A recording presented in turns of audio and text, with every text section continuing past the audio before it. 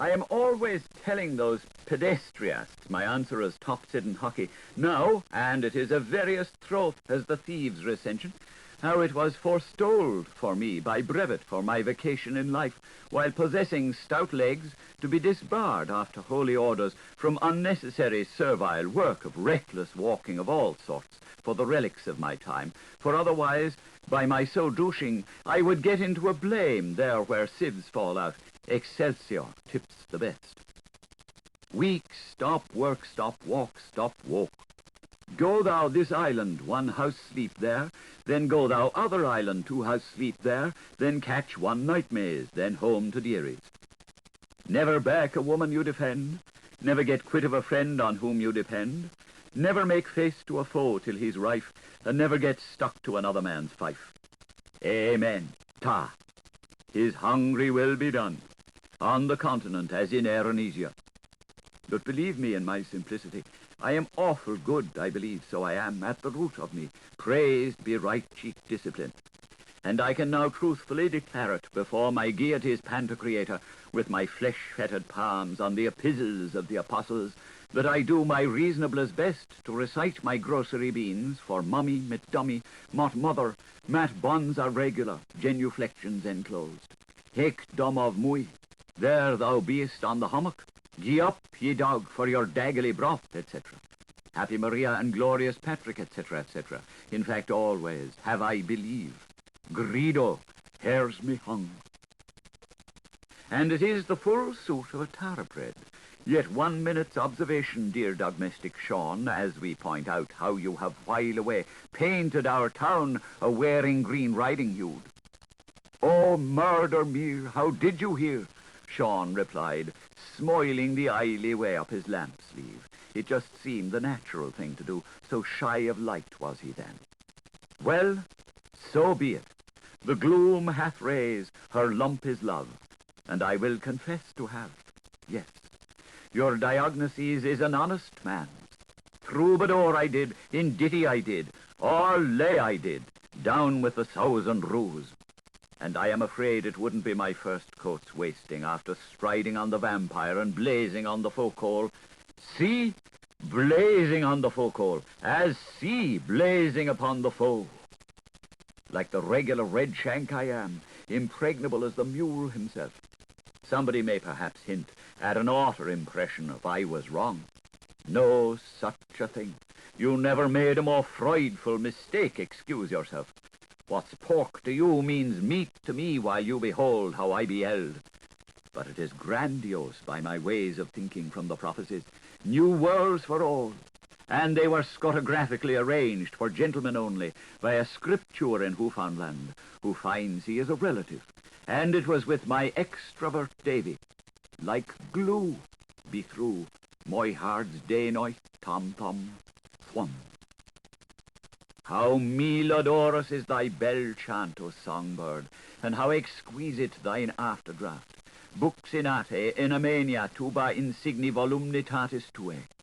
But do you mean, O Fosgene Fune, from Pont of Berwick till Kisla Merched, our laden trees will be? We gathered, substantively, whether furniture, wood, or verdure varnish. It is confound you's injective, so to say, Shaun the fiery boy shouted, naturally incensed, as he shook the red pepper out of his oracles. And another time, please confine your glaring insinuations to some other mordant body. What on the physiog of this furnace planet would I be doing besides your verjuice? That is more than I can fix, for the time being, anyway. So let I and you now kindly drop that, angry man. That's not French pastry. You can take it from me. Understand me when I tell you. And I will ask you not to whisper, cry golden, or quoth Macbeth, that under the past purser's office, so deeply deplored by my erstwhile elder friend, Miss Enders, poach mistress and gay receiver ever for in particular to the Scotic Poor Men's 1,000-gallon cow society, I was thinking of her and Thor. All be they blessed, with 22,000 sorters out of a biggest poss of 22,000, mine's one. Too much privet stationery and safticky poo was ate up largely by those nettlesome goats out of pension greed. Colpa di becco, buona partita.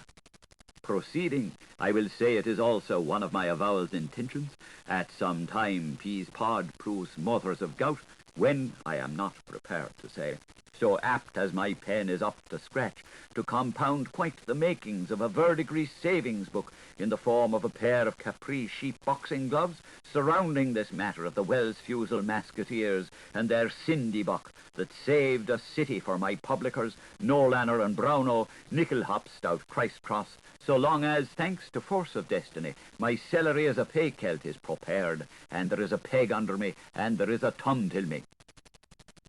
To the very honourable, the memory of disgrace, the most noble, sometimes sweepyard at the service of the writer. Salutem dicent. The just defunct Mrs. Sanders, who, the Lloyd insure her, I was shift and shuffed to with her Chester, Mrs. Shunders, both medical doctors from high school horse and as like as Easter's legs. She was the niceliest person of a well-teached non-party woman that I ever acquired her letters, only too fat. Used to babies and Totty Dean verbish, this is her entertainment dax, for she shucked the bottle and took the medicine all times a day. She was well under 90, poor late missus, and had tastes of the poetics, me having stood the Pilgarlic afresh at sea, when the moon also was standing in a corner of sweet Standerson, me she. P.L.M. Evro van Anderson was her who gave me a mutton brooch stackers for her breakfast party. Honour thy farmer on my letters. This, my tears, is my last will in testicle wrote off in the strut for it about their absent female associations, which I, or perhaps any other person what squatting atop it, had the honour to had upon their polite Sophie cousins in the real presence of devoted Mrs. Grumby when her skin was exposed to the air. Oh, what must the grief of my Ondt be for two little pit-pit coolies worth 20,000 quad, here witnessed with both Madelmas wishes to pipette for next match from their dearly beloved wrongers, MDDOD, made doubling drop of drucht. Writing. Hop so loosely kidding you are to tether with your cadenus and goat along knows how we shall complete that white paper. Two venustas, bigger stiff, where but gown, betrothed, and whole troused. Otherwise, Frank Shaun, we pursued, what would be the autobiography of your soft-bodied fumiform? Hooray most, none whomsoever, Shaun replied, heavenly blank. He had intended and was peering now rather close to the paste of his Rubeny winklering, though it ought to be more or less raw cock or romantical. By the wag, how is Mr. Fry? All of it, I might say, in ex voto, pay and perks and wooden halfpence, some rhino joyous rhine, was handled over spontaneously by me, and bundle in to my ill-wishers, Miss Anders. She wore her wraith of ruins the night she lost I left. In the league name of Mr. Van Houten of Credcastle's clown talk and timberman, among my prodigates, nabobs, and navius of every subscription, entitled the boys in the Boscour, our evicted tenements. What I say is, and I am known rohorn or culkilt, permit me to tell you, if uninformed, I never spont it, nor have I the jest of a nation on me the way to. It is my rule so. It went anyway, like hot pottage bake, and this brings me to my fresh point. Quoniam, I am as plain as portable enveloped, in how much you will now parably receive care of one of Monsieur Gunness's registered and out of us barrels. Quick take 'em with it and drain it. Now. So viet, we responded. Song, Shaun, song, have mood, hold forth. I apologize, Shaun began, but I would rather spinooze you one from the grim jests of Jacko and Aesop, Fable 1, Fable 2. Let us here consider the cases, my dear little cousins, Huston, Heston, Caffin, Coffin, Tussum, Damna, Cause, Acassa, Hobbix, Hattux, Pesach, Beckus, Cashel, Kakakarat, of the Ondt and the Gracehoper. The Gracehoper was always jigging a jog, hoppy on account of his joyosity. He had a partner pair of findle stilts to supplant him, or if not, he was always making ungraceful overtures to Flo and Luce and Beanie and Vespatilla, to play Pupa Poopa and Pulisy Pulisy and Lang Tenors and Push Pig Gideon, and to commence insects with him, their mouthparts to his orifice and his gambols to their airy processes, even if only in chaste. Among the everlistings, behold a waspering pot. He would have cursed maliciously by his four feelers, flexors, contractors, depressors, and extensors, lamely, harry me, marry me, bury me, bind me, till she was puce for shame, and also formish her in spinner's housery at the earth's best Schopenhauer, so summary as his cottage, which was called familiarly Tingsome Ingenting, groped up. Or, if he was always striking up funny funerals with bester Father Zoots, the aged one, with all his wig-eared corollas, all beadiness and old buoyant, inside his electrical worm casket, and Delia and Peonia, his drooping nymphs, bewheedling him, compound eyes on Horneto's head, and all Letty Plussy boots to scratch his cacumen and cackle his transitus, Diva Deborah, 7 balls of sapo, a lick of lime, 2 spurts of phosphor, 3 furts of sulph, a shake of sugar, 12 grains of meadness, and a messful of mid-cap pitches. The whool of the whall and the wheel of the whorl of the boo-boo from Borneum has thus come to town. And with tambourines and cantoridettes, so turning around his egg-shilled rock coach, their dance, macaper, and retrophobia, beck from bulk, like fantastic Desost and Jenny Aprils, to the rather, langsome heels and langsome toes, attended to by a mutter and duffer, duff mat baxing much, and myrmidons of sostlers singing, satyrs, chordal nice, and humbly-dumbly sod we a while, but ho, time again, wake. For if scientium, what's what, can mutans naught, a thought, about the great somebody within the omnibus, perhaps an arts accord, hoot's hoot, might sing tumtum about the little new bodies that ring his panch. A high old tide for the bar-heated publics, and the whole day as gracious. Fodder and lighting for Ali Luti, any filly in a fog, for a crony on lags a-crumbling in his sands, but his sons still tumble on. Everything above ground, as his book of breathings bed him, so as ever why, sham or shunna, zeem youngly to kick time.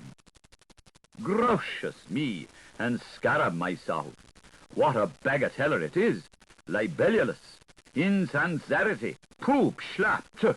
What a sight for the goths, vented the Ondt, who, not being a summer fool, was thoughtfully making chilly spaces at his fix afront of the icing glass of his Windham, which was called, anti-topically, nix.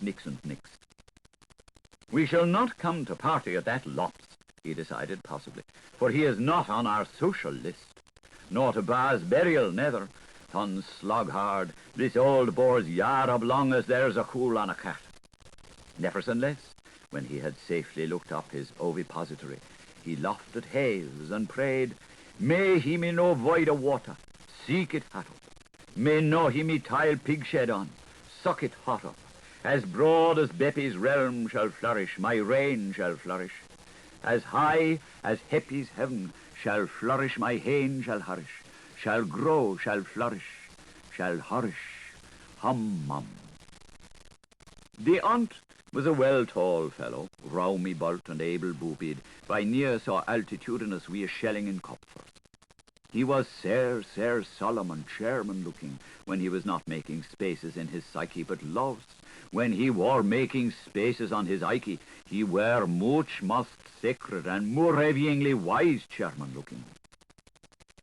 Now, when the silly billy of a Gracehoper had jingled through a jungle of love and debts and jangled through a jumble of life in doubts afterwards, wetting with the bimbled beaks, bricking with knot o' necks, bilking with durry dunglecks, and whoring after ladybirdies, ich nehm an die Gelegenheit I can. He fell just as seek as a sexton and tanto povero quant a church prince, and where the midges to wend himself, or wash to search for grub for his carapusse, or to find a hospice, a lick he whisked it. Bruco dry, fuco spint, saltamont osa bear, and volomundo osi vide vide. Nichts, nichts und nichts. Not one pick-a-peck of Moscow money to bag a tittle-bits of bee bread. Io mio, cricks corbicule which a plight. Oh, my bog, he contrited with melancholy. Me blizzard, him sluggard, I am heartily hungry. He had eaten all the while paper, swallowed the lustres, devoured 40 flights of steer cases, chewed up all the mensas and secles, wronged the records, made munballs of the ephemerides, and voracious most glutinously with the very time-place in the ternatory. Not too dusty a cicada of nutriment for a kittinous chip so mighty. But when crystal mass was on the bare branches, off he went from ting-some-injing-ting. He took a round stroll, and he took a stroll round, and he took a round stroll again, till the grillies in his head and the livenets in his hair made him thought he had the Tasmania. Had he twicycled the seas of the deed, and traversed their riverma? Was he come to Hever with his angels, or gone to Hull with the poop? The June snows was flocking in thuck flows on the hailstones, millipedes of it and myriapods, and a lugly whizzing tornadoes. The borealas blow a blasting tegel huts up to tetties, and rooching sleets off the coffee houses, playing Ragnarok Rignurek with an irritant, penetrant, siphonopterous spuck. Grouse opera. Grouse opera. The Gracehoper, who, though blind as bat-flea, yet knew, not a little beetle, his good smettling of entomology, asked nisunity most louse nor lysines, but promptly tossed himself in the vico, thin and fear, on top of his buzzer, tazily wondering where would his alocalite or boss of both appease. And the next time he makes the acquaintance of the Ondt after this, they have met themselves, these mooshchical unsummables, it shall be moti lucky if he will be held not a world of difference. Beheld his gross the Ondt, prostanvorous upon his throne, in his Papillonian babushkis, smoking a spatial brunt of Hosanna cigars, with unshrinkables far falling from his unthinkables, swarming of himself in his sunny room, sated before his comfortumble suppy of a plate of monkey-nose and a confusion of mint tea, for he was a conformed asceticist and Aristotle, as happy as a honeysucker or Basque boy on the libido, with Flo biting his leg a thigh, and Luce lugging his luff leg, and Beanie bussing him under his bonnet, and Vespatilla blowing cosy fond tutties up the all-abroad length of the large of his smalls. As entomate as intimate could pinchably be. Emmet and demmet and be jilts as crazed and be jades as whipped, sneezed the Gracehoper, agape with jealousies, and at his whittle's ints, what have I for sight?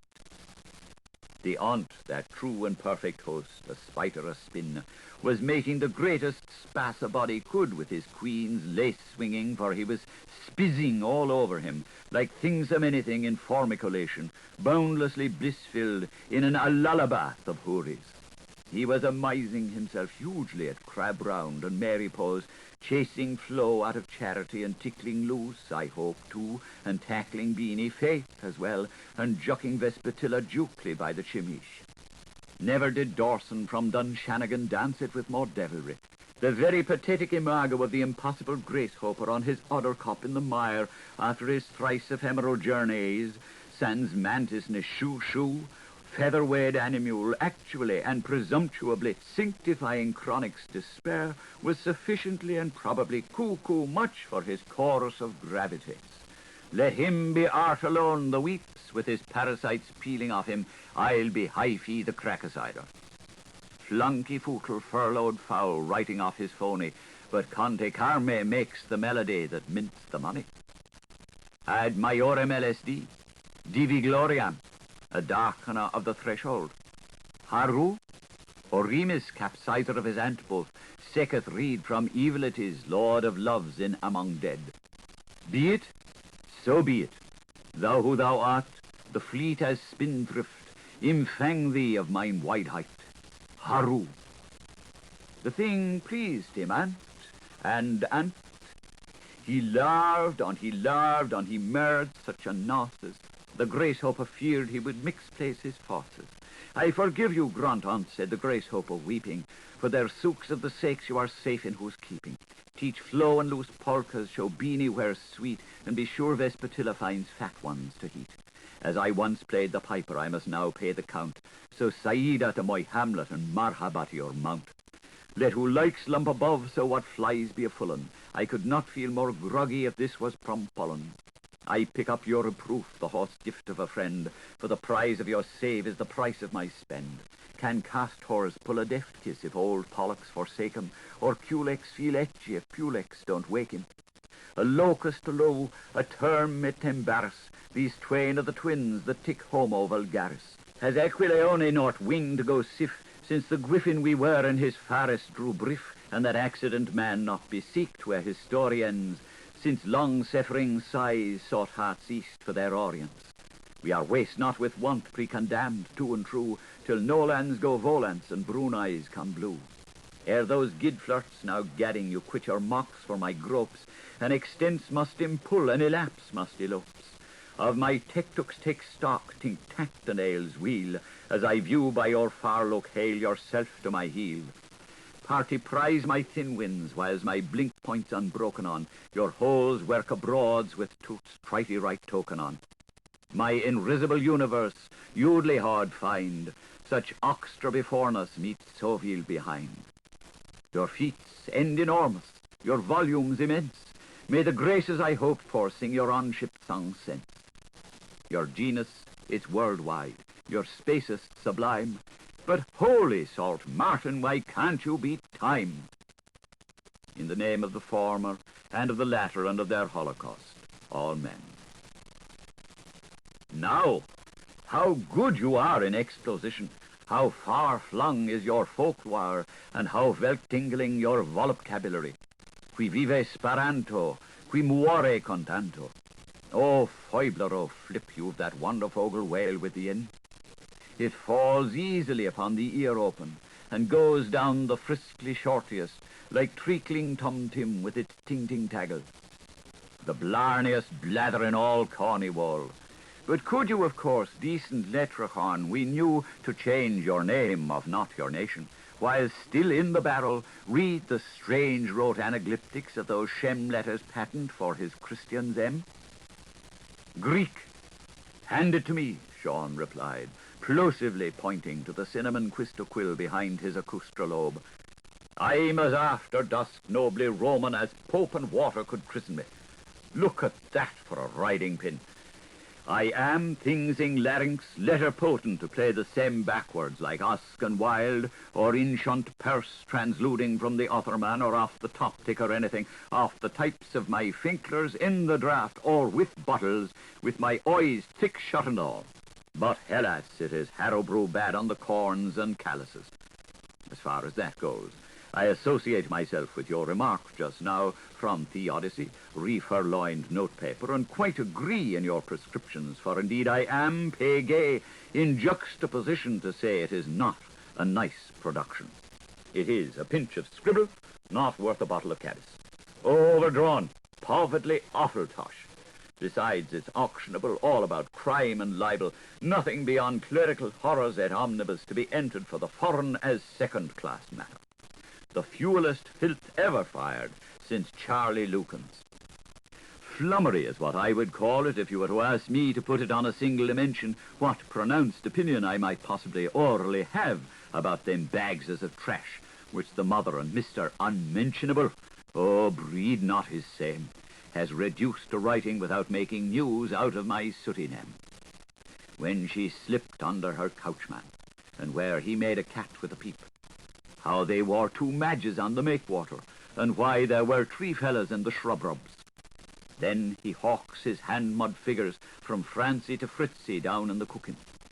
Fizz is me mother and hare's me father, Bo Betty Fam and Pig Pike. Their live tree, may it flourish, by their ecotaph let it stand. With balls and ball bimbies swarming till top. Come bien, fifil, fifil. And the Duchess dying laughing at his pan-pecked barrack. And all the mound reared, till he wot not what to begin he should, An infant sailing eggshells on the floor of a wet day would have more sabby. Letter, carried of Shaun, son of Hek, written of Shem, brother of Shaun, uttered for Alp, mother of Shem, for Hek, father of Shaun. Initialed. G. Gun. 29 hardware sent. Lended to Launum. Boya clear. 31 Jan, 1132 A.D. Here commerce's Envil. Tried apposite house. 13 Fitzgibbets, loco. Dangerous. Tax 9pence. B.L. Guineas esquire. L.B. Not known at 1132 A. 12 North Richmond. Knave unlogible. Love Noah's dress. Sin Jetty Pierce. Noon sick parson. 92 Windsor Avon. No such no val. Finn's hot.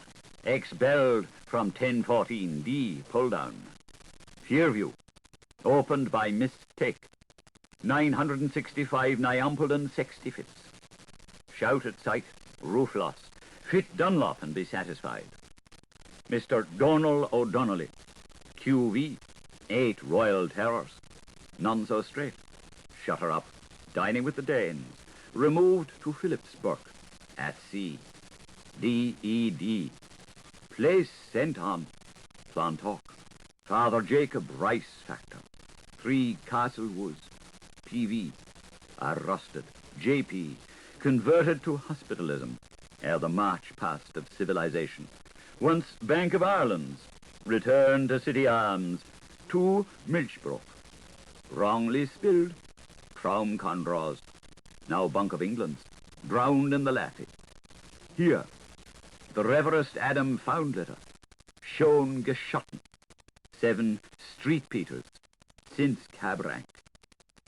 Seized of the crown. Well, Sir Arthur. By Patterson's matches.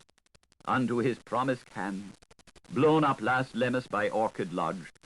Search unclaimed mail. House condemned by Ediles. Back in few minutes. Closet for repairs.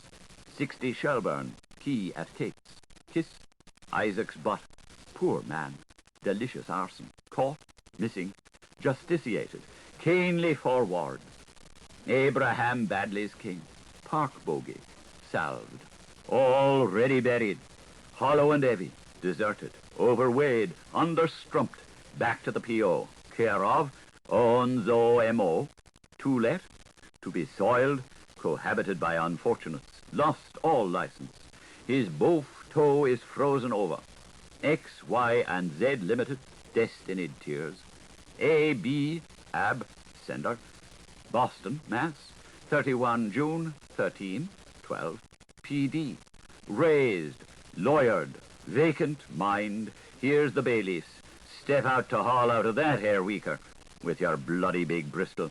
Bung, stop. Bung, stop. Come bum, stop. Came baked to old Erin. Stop. Kind Shaun, we all requested, much as we hate to say it, but since you rose to the use of money, have you not, without suggesting for an instant, millions of moods used up slanguage 10 times as words as the pen marks used out in sin script with such hesitancy by your celebrated brother? Excuse me, not mentioning a him. Celebrated, Shaun replied under the shelter of his broguish, vigorously rubbing his magic lantern to a glow of full consciousness. Hesitancy. Your words grates on my R's. Notorious, I rather would feel inclined to myself in the first place, to describe Mr. O'Shem the Draper with before letter as should I be accentually called upon for a Diogenesis to pass my opinions, properly spewing into impulsory irelets.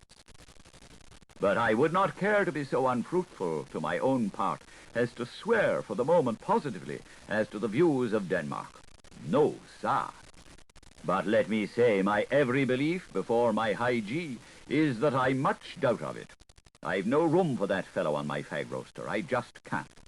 As I hourly learn from rooters and havers through Gilligan's maypoles, in a nice, pathetic notice, he, the pixelated doodler, is on his last with illegible clergyman's, boasting always of his ruddy complexion. She, the mammifar, was put up to it by him, the iniquity, that ought to be depraved of his libertines, to be silenced, sackclothed and suspended, and placed in irons into some drapery institution of the anti-popies for word-sharping, only if he was clanver enough to pass the panel fleischcurers and the field-post censor. Gach! For that is a full-blown fact, and well celebrated before the 4 divorce courts and all the king's paunches, how he has the solitary from seeing Scotch snakes, and has a low sense for the production of consumption and delicacyphilos on his brack premises, where he can purge his contempt and degenerate into a skeleton, bethinking himself to death. Rot him, flannel feet, flat tyro. I will describe you in a word. Thou, I beg your pardon, homo. Then putting his bedfellow on me, likened to Mike and Nick onto post. The crinny man. I'll give it to him for that, making the lubber change his stops, as we say in the long book. Is he on whose keeping, or are my, obnoximos posthumous, with his unique horn book and his Prince of the Apaupa's pride, blundering all over the 2 worlds, if he waits till I buy him a musselman's present? Haw's no's half-cousin of mine, pig dish, nor wants to. I'd famish with the Custa first, a ham. May we petition you, Shaun illustrious, then, to put his prentice pride in your approper's purse, and to unravel in your own sweet way with words of style to your very and most obsequient, we suggested, with yet an Aesop's foible, as to how? Well, it is partly my own, isn't it?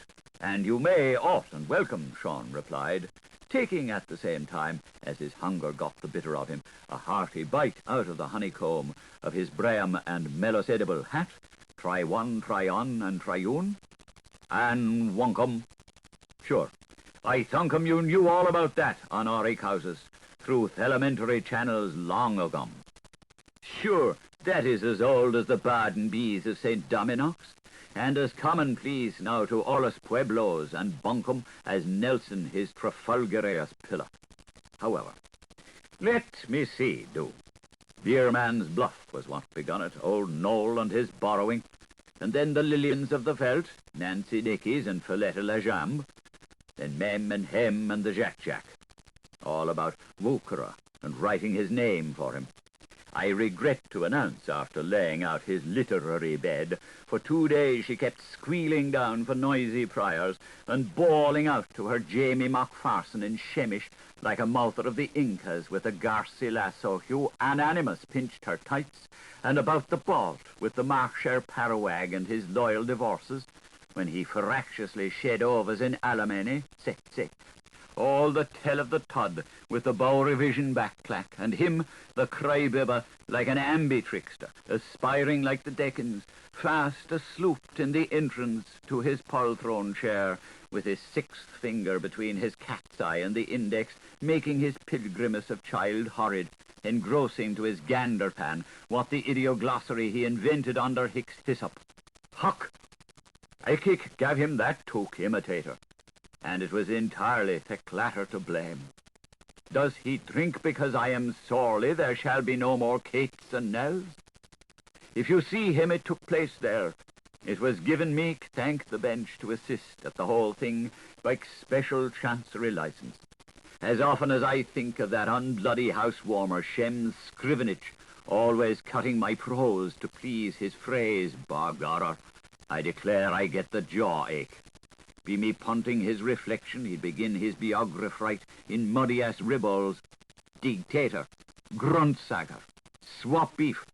You know he's peculiar, that eggs chicker, with the smell of old woman of him to suck nothing of his switch dupes.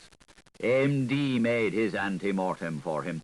He was grey at 3, like Cygnus the Swan, when he made his boo to the public, and barnacled up to the eyes when he repented after 7.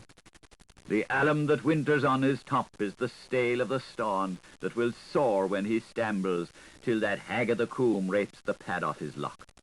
He was down with a whooping laugh at the age of the loss of reason, the whopping first time he predeceased me. He's weird, I tell you, and medieval down to his vegetable soul. Never mind his false feet and his tan-bark complexion. That's why he was forbidden to mate, and was warmed off the rice course of matrimony under the helpless corpse's enactment. I'm not at all surprised the saint kicked him, whereby the sum taken Berkeley showed the reason generously. Negas negasti, neger top, neger toe, neger toby, negrunter. Then he was pushed out of Thingamuddy's school by Miss Gartard for itching. Then he caught the Europicolas and went into the Society of Jewses, with Brokaws and Francesques and Brudapists and Bratislavos. One temp, when he foiled to be killed, the freak wanted to put his bilingual head intentionally through the Irish Thames and go and join the clerisy as a demonican sky terrier, throwing dust in the eyes of the holy farmers. He used to be a vow-deed as he ought to be a vitandist. For once I squeaked by, twice I'll squelch him. Then he went to Cecilia Street on his solo to pick up Galen, as bestopulous, incupot. He has encoused in the blood. Shem, I have the utmost contempt for. Frost-bitten conchai, Tiberia is waiting on you, arrest-a-crank. Shaka a seagull ticket at Gatabuya and Gabbiano's. Go o'er the sea, heathen, from me, and leave your liver to TCD. Your puddin' is cooked. You're served, cram ye. Faithfully yours, XXXX. But for what thrice truthful teller Shaun of grace, weakly we went on to ask now of the gracious one. Vouchsafe to say, you will now, goodness, won't you? Why? For his root language, if you ask me whys, Shaun replied, as he blessed himself devotionally like a craw's bomb, making act of oblivion, foot in mouther, what the pickens else, which he pick-sticked into his letrous invention. All had turden we're mudgod gring near order mull near fenrir lucky boggy man rodra rin sort kringmern racken or rocker. Thors for you. The 100-lettered name again, last word of perfect language. But you could come near it, we do suppose, strong Shaun, oh, we foresuppose. How? Peaks, Shaun replied in vila penultimatum. 'Tis pebbles before Sweeney's, as he swigged a slug of John Jacobson from his tree-stem sucker keg. Mild but likesome. I might as well be talking to the four waves till Tibbs' grey eaves and the rest's asleep. Frost? Nope. No one in his 7 senses could, as I have before said, only you missed my drift for its being incendiary. Every dimmed letter in it is a copy, and not a few of the syllables and holy words I can show you in my kingdom of heaven. The loquacity of him, with his 3-star monothong. Oh, the last word in stolen telling. And what's more, right down, low-brown, systematic rubblement. Yes, as he was rising my lather, like you, and as I was plucking his goosey bone, like ye, he stored the tail of me sure, like yup. How's that for chemise? Still, in a way, not to flatter you, we fancy you, that you are so strikingly brainy and well letter-read in your shelves, as ever were the Seamus Shamanus Limited, could use worse of yourself, ingenious Shaun, we still so fancy it, if only you would take your time so, and the trouble of so doing it. Up you now. Undoubtedly, but that is show, Shaun replied, the mutter milk of his blood donor beginning to work, and while innocent of disseminating the foul emanation, it would be a fall day. I could not, soul, so you can keep your space, and by the power of blurry wards, I am loyable to do it. I am convicted of it. Any time ever I liked, bet you fippence off me boot allowance. With the aller grossest transfusiasm, as you see, while I can sorroquize the Siamanish better than most, it is an open-ear secret, be it said, how I am extremely ingenuous at the clerking. Even with my badly left and arago brass, I'd pencil it with amanuensos as easy as I'd perorate a chickarrow of beans for the price of 2 miracles, and my trifolium libretto, the orthodox book of leaf, would, if given to daylight, I hold a most incredible faith about it, far exceed what that bogus bolshy of a shame, my so-am he is brother, Guy Fex is conversant with in audible black and prink. Outragedy of poets' skulls, a comedy of letters. I have them all, tame, deep, and harried in my mind's eye. And one of these fine days, man dear, when the mood is on me, that I may will hap cut my throat with my tongue tonight, but I will be almost moved to take pot lewd and introvent it, Patrick, just like a work of merit. Mark my words and append to my mark twang, that will open your pock-trickers ups for you, brother Brewher. Only for, as a papst and an immature and a neophyte, and a specium and speciosum, and 111 other things, I would never for anything take so much trouble of such doing. And why so? Because I am altogether a chap too fly and hairy man for to infradig the like of that ultra-virulence. And by all I hold sacred on earth, clouds, and in heaven, I swear to you, on my peep and oath by the awe of Shaun, and that's a howl of a name, that I will commission to the flames any incendiarist whosoever or airy man howso who would endeavour to set ever anima rona mother of mine on fire. Rock me Julie, but I will, so-ho. And with that crick-crack-cruck of his three-lunged school, from which grief had used up every smile, big, hot-tempered, husky-fusky, crinfy-strinfy pugilizer such as he was, he virtually broke down on the moorhead, getting quite jerry over her, overpowered by himself with the love of the tear silver that he twined through her hair, for, sure, he was the soft, simple-gone slob of the world, with a heart like Montgomery's in his show-chest, and heavy loads of feeling in him, and as innocent and undesignful as the fresh-fallen caliph. Still, grossly unselfish in sick self, he dished alarms away, and laughed it off with a wipe at his pudgies, and a gulp apologetic, healing his tear be the smile of his eye, oogling around. Him belly no belong solo mole pigeon, alli bully, foolies gulpa. Mind you, now that he was in the dumpest of earnest, or though him jor war who sleepy or hawk earthing hertha. More like that, only he stopped short in looking up from his tide-shackled wrists, through the ghost of an ocean's, the weeds of Pansifal heathlands, of Joe Peters' gazy totem, as they are telling not but where and will be, all told, scruting far back into the far gone ahead, to feel out what age in years, tropical, ecclesiastic, civil or sidereal, he might find by the serious point-stand of Charlie's Wain. What between the spheres sledding along the lacteal, and the mansions of the blest turning on old times, as erewhile had he craved of thus, the dream squindle neck lassoed him, his thumbs fell into his fists, and loososing the harmonical balance of his ball-bearing extremities, by the holy kettle, like a flask of lightning, over he careened, oh, the sons of the fathers, by the mighty fine weight of his barrel, all that prevented the happering of who, if not the asterisks between themselves, shall ever, and, as the wisest postlude course he could play at, collapsed in ensemble, and rolled buoyantly backwards in less than a twinkling by a Rattigan's corner out of farther earshot with his highly curious mode of slippershod motion, surefoot, sorefoot, slickfoot, slackfoot, linkman leisurely, lampman loungy, and by Kilesters lapes and falls, with corks, staves, and tree leaves, and more bubbles to his keel row, a fairish and easy way enough, as the town cow cries behind the times, in the direction of Macauliffe's, the Crusade house, opened the door softly, down in the valley, before he was really uprighted, ere in a dip of the downs, ooh-la, he spuriously disappalled and vanished, like a popo down a papa, from circula circulatio. Ah, mean. Gow, gow, gown. Ta-pa! And the stellas were shinings, and the earth night strewed aromatos. His pea-brook crept among the donkness. A reek was waft on the luft stream.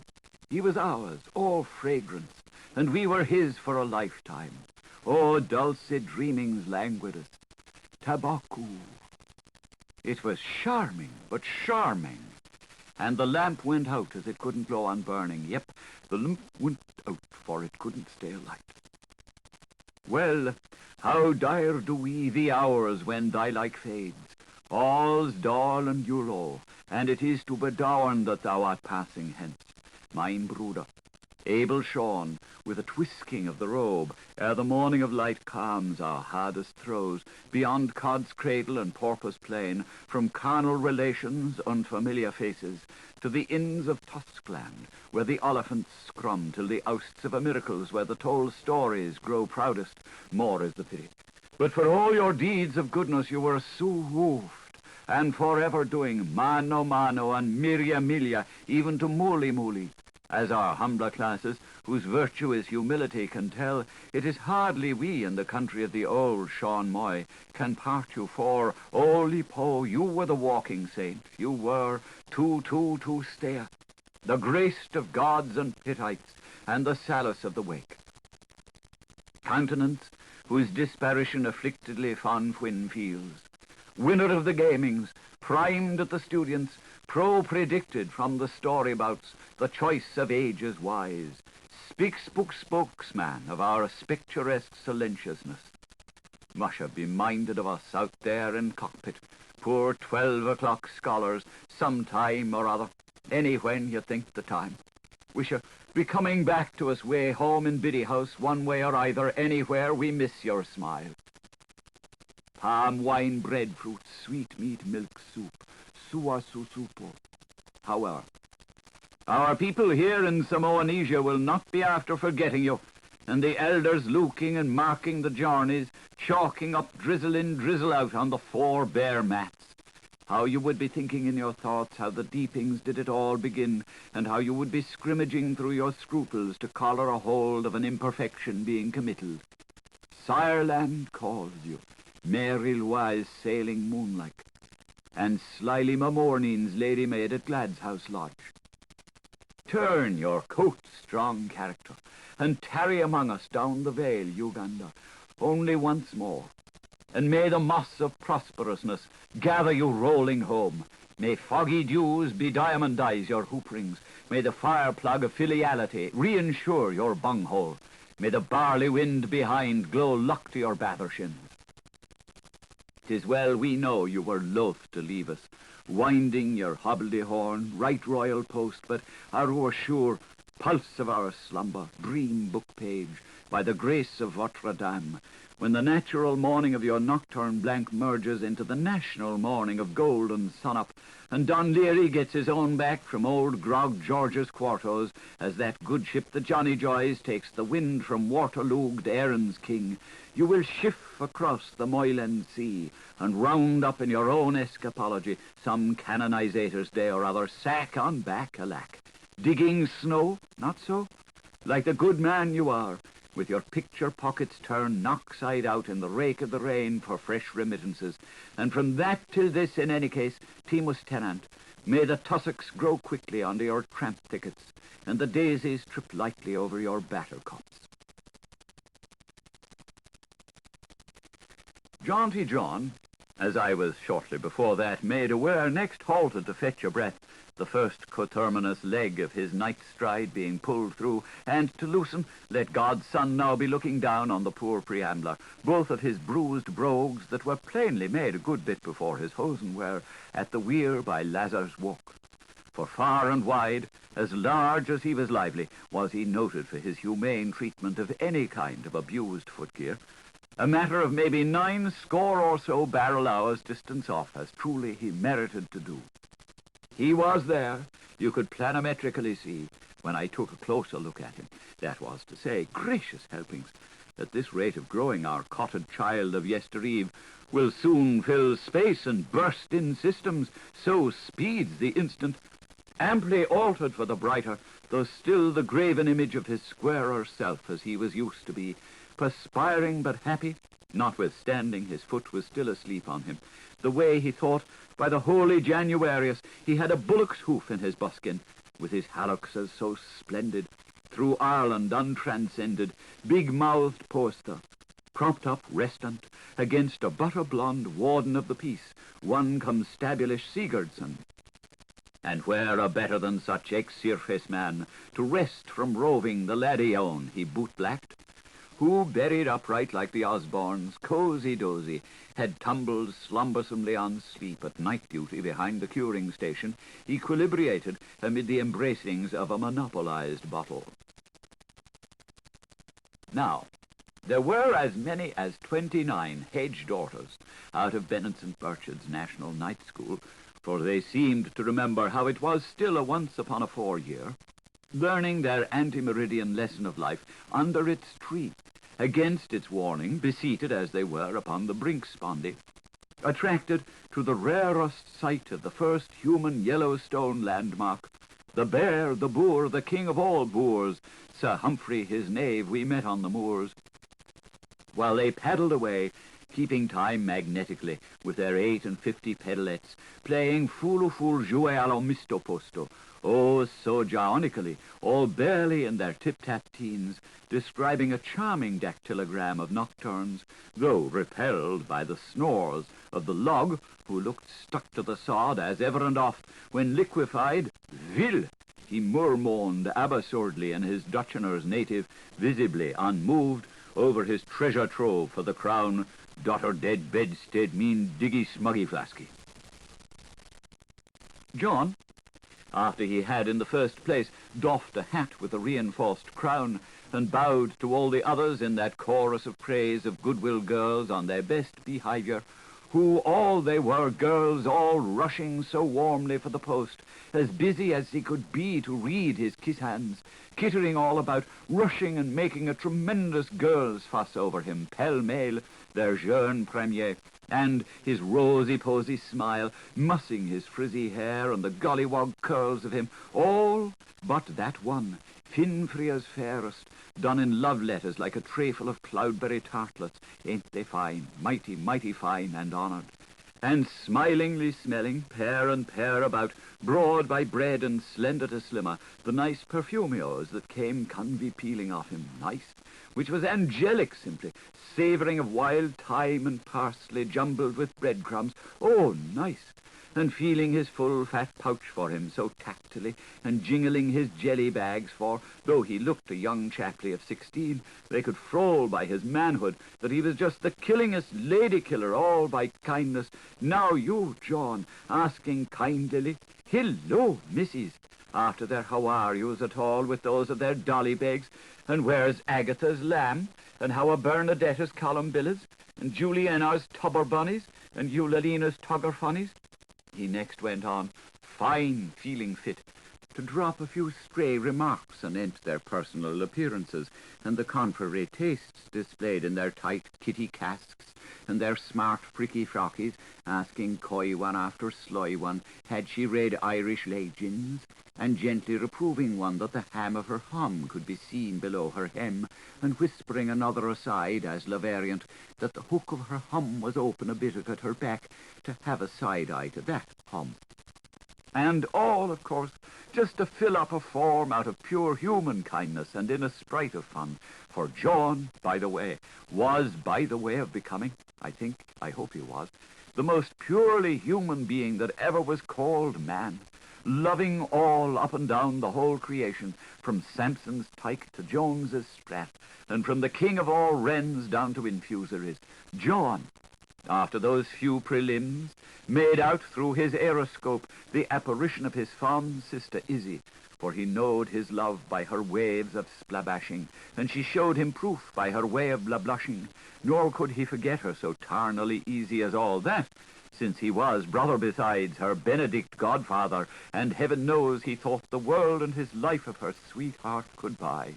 Bravo, poor, good, true Jaun. Sister dearest, Jaun delivered himself with express cordiality, marked by clearance of diction and general delivery, as he began to take leave of his scholastica at once, so as to gain time, with deep affection. We honestly believe you sorely will miss us the moment we exit, yet we feel as a martyr to the dischurch of all duty that it is about time, by great Harry, we would shove off to stray on our long last journey, and not be the load on ye. This is the gross proceeds of your teachings in which we were raised, you, sis, that used to write to us the exceeding nice letters for presentation, and would be telling us anon, full well do we wont to recall to mind, thy old world tales of home spinning and derring do and die obscure and daddy-ho. These tales, which reliterately whisked off our hearts, so narrated by thou, desvest to perfection, our pet pupil of the whole arithmetic class, and mainstay of our original house, the time we Junkers twain were fairly tossing ourselves, O Phoebus, O Pollux, in bed, having been laid up with castor's oil on the parish's syrup, the night we will remember, for to share our hard sweet of affections with thee. I rise, O fair assemblage, and commencio. Now then, after this introit of exordium, my galaxy girls, qui pro quo of directions to hen servants, I was asking his advice on the strict TT from Father Mike, PP, my orational Dominican and confessor doctor, CCDD.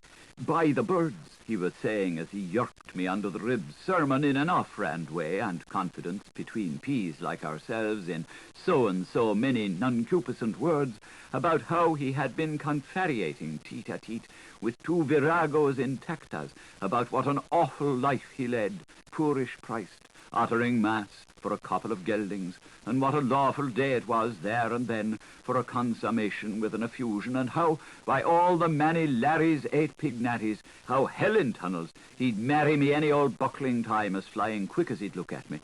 And I am giving youth now again in words of style by a way of offertory his and Mike advice, and it placed the person, as ere he retook him to his cure. Those verbs he said to me. From above, the most eminent Bishop Titular of Dublunic, to all his party buses in Delabellini. Come all ye dimsel damsels, siddle down and listen all. Follow me close, keep me in view, understeady me series.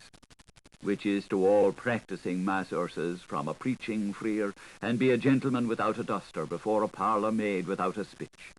Now, during our brief absence from this furtive phoictic season, adhere to as many as probable of the 10 Commandments, touching purgations and indulgences, and in the long run they will prove for your better guidance along your path of right-of-way. Where delicious are we?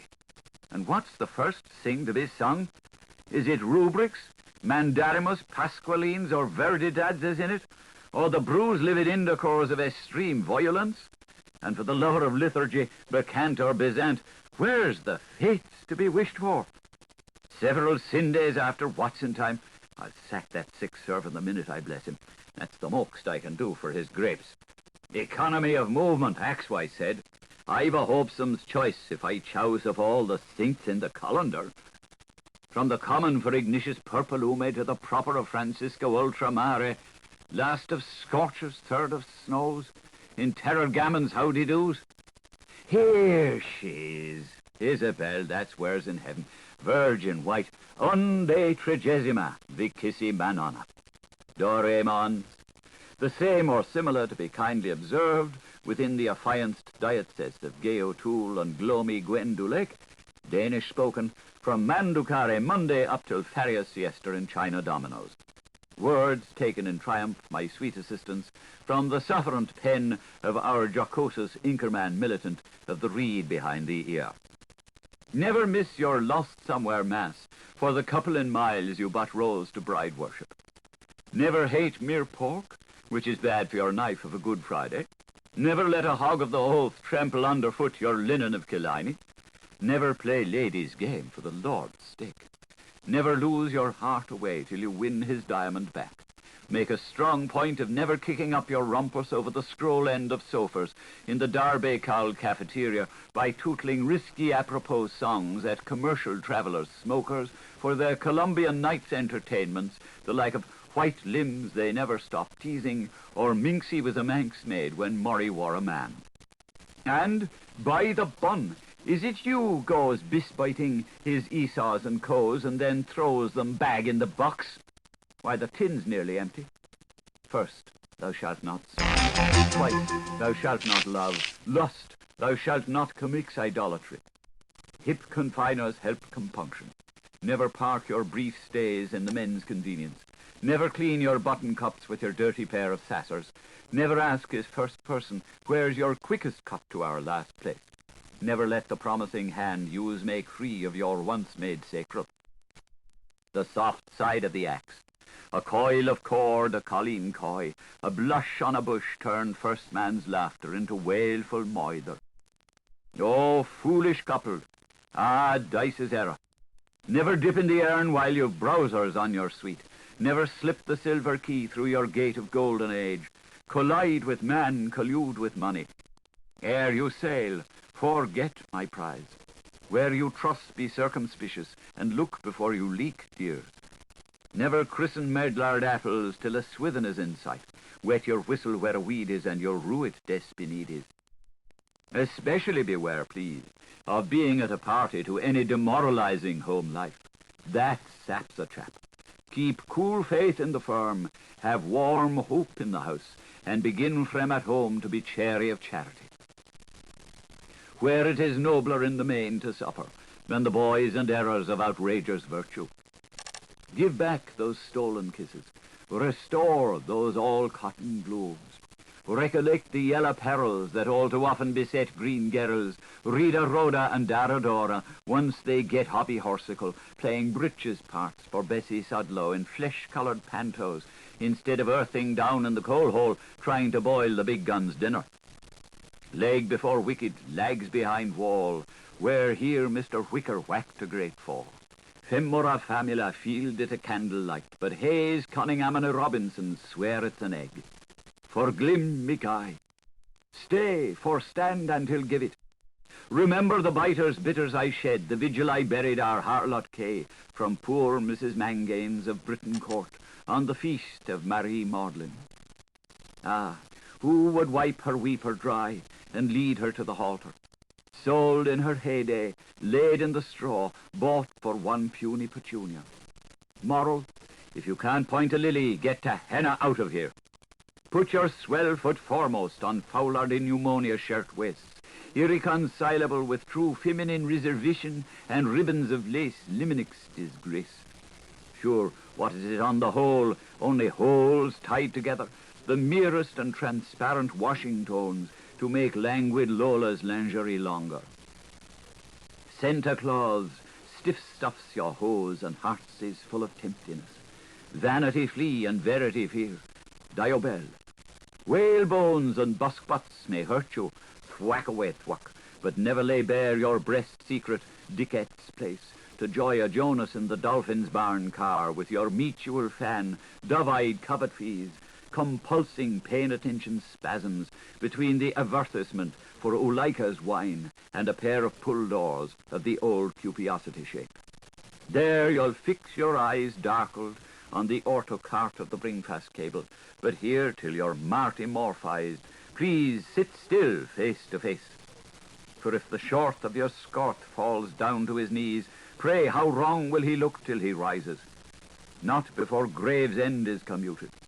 But now reappears Autistalgie, the pulcher-man and would-do performer, alias Mr. Smut, stated by the Vice Crusaders to be well known to all the dilettantes in and near the ciudad of Buenos Aires, taking you to the plague house to see the smirching of Venus, and asking with whispered offers in a very low bearded voice, with a nice little tiny manner, and in a very nice little tony way, won't you be an artist's model, and pose in your nudies as a local aesthetic before voluble old masters, introducing you left to right the party comprises to Hogarths like Botticelli and Tintoretto and Vergonese and Correggio with their extra hand Masaccio, plus the usual bilker's dozen of dowdy cameramen.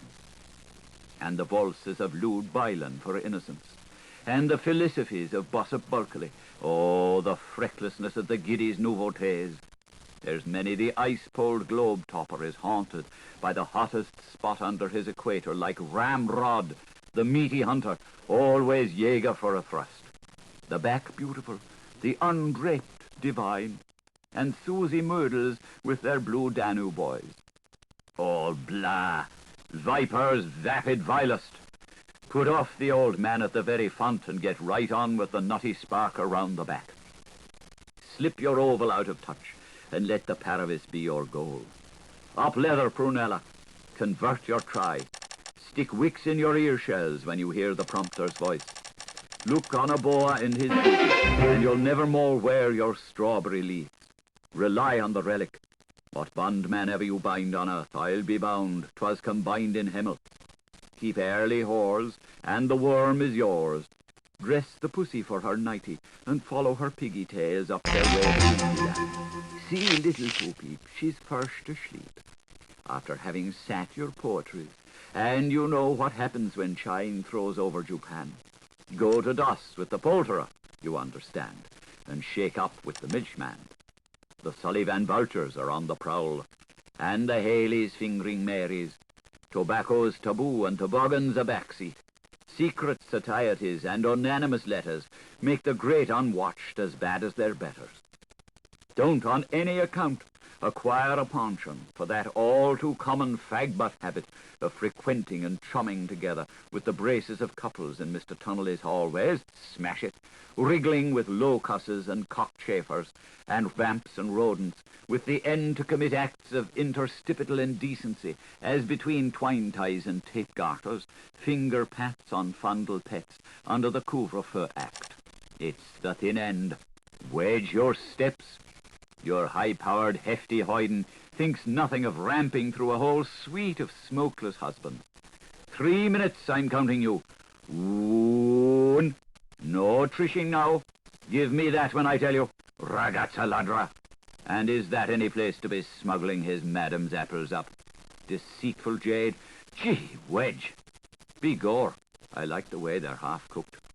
Hold, flay, grill, fire that laney feeling for cozen kissing dysgenically within the prescribed limits, like population peg on a hint or twim clandestinely does be doing to temptation Tom, Atkins questions in barely and snacking swear words like a nursemaid.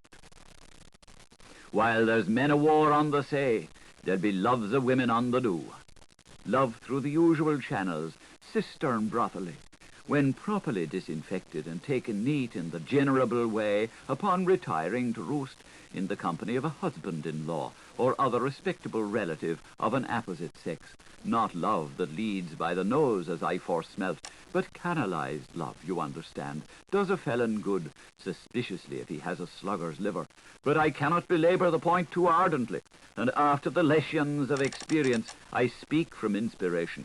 That fetid spirits is the thief of prurities, so none of your 20-rod cherry whisks, me daughter, at the Cat and Coney or the Spotted Dog, and at 2bis Lots Road.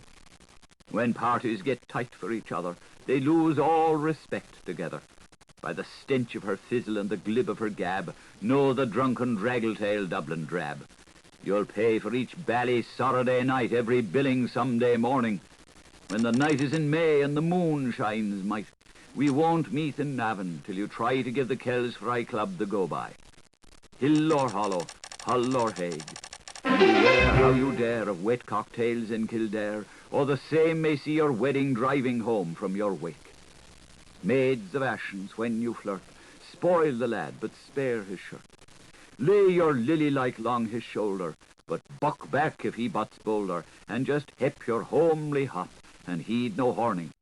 But if you've got some brainy notion to raise can-can and rouse commotion, I'll be at to flail that tail for you till it's borning.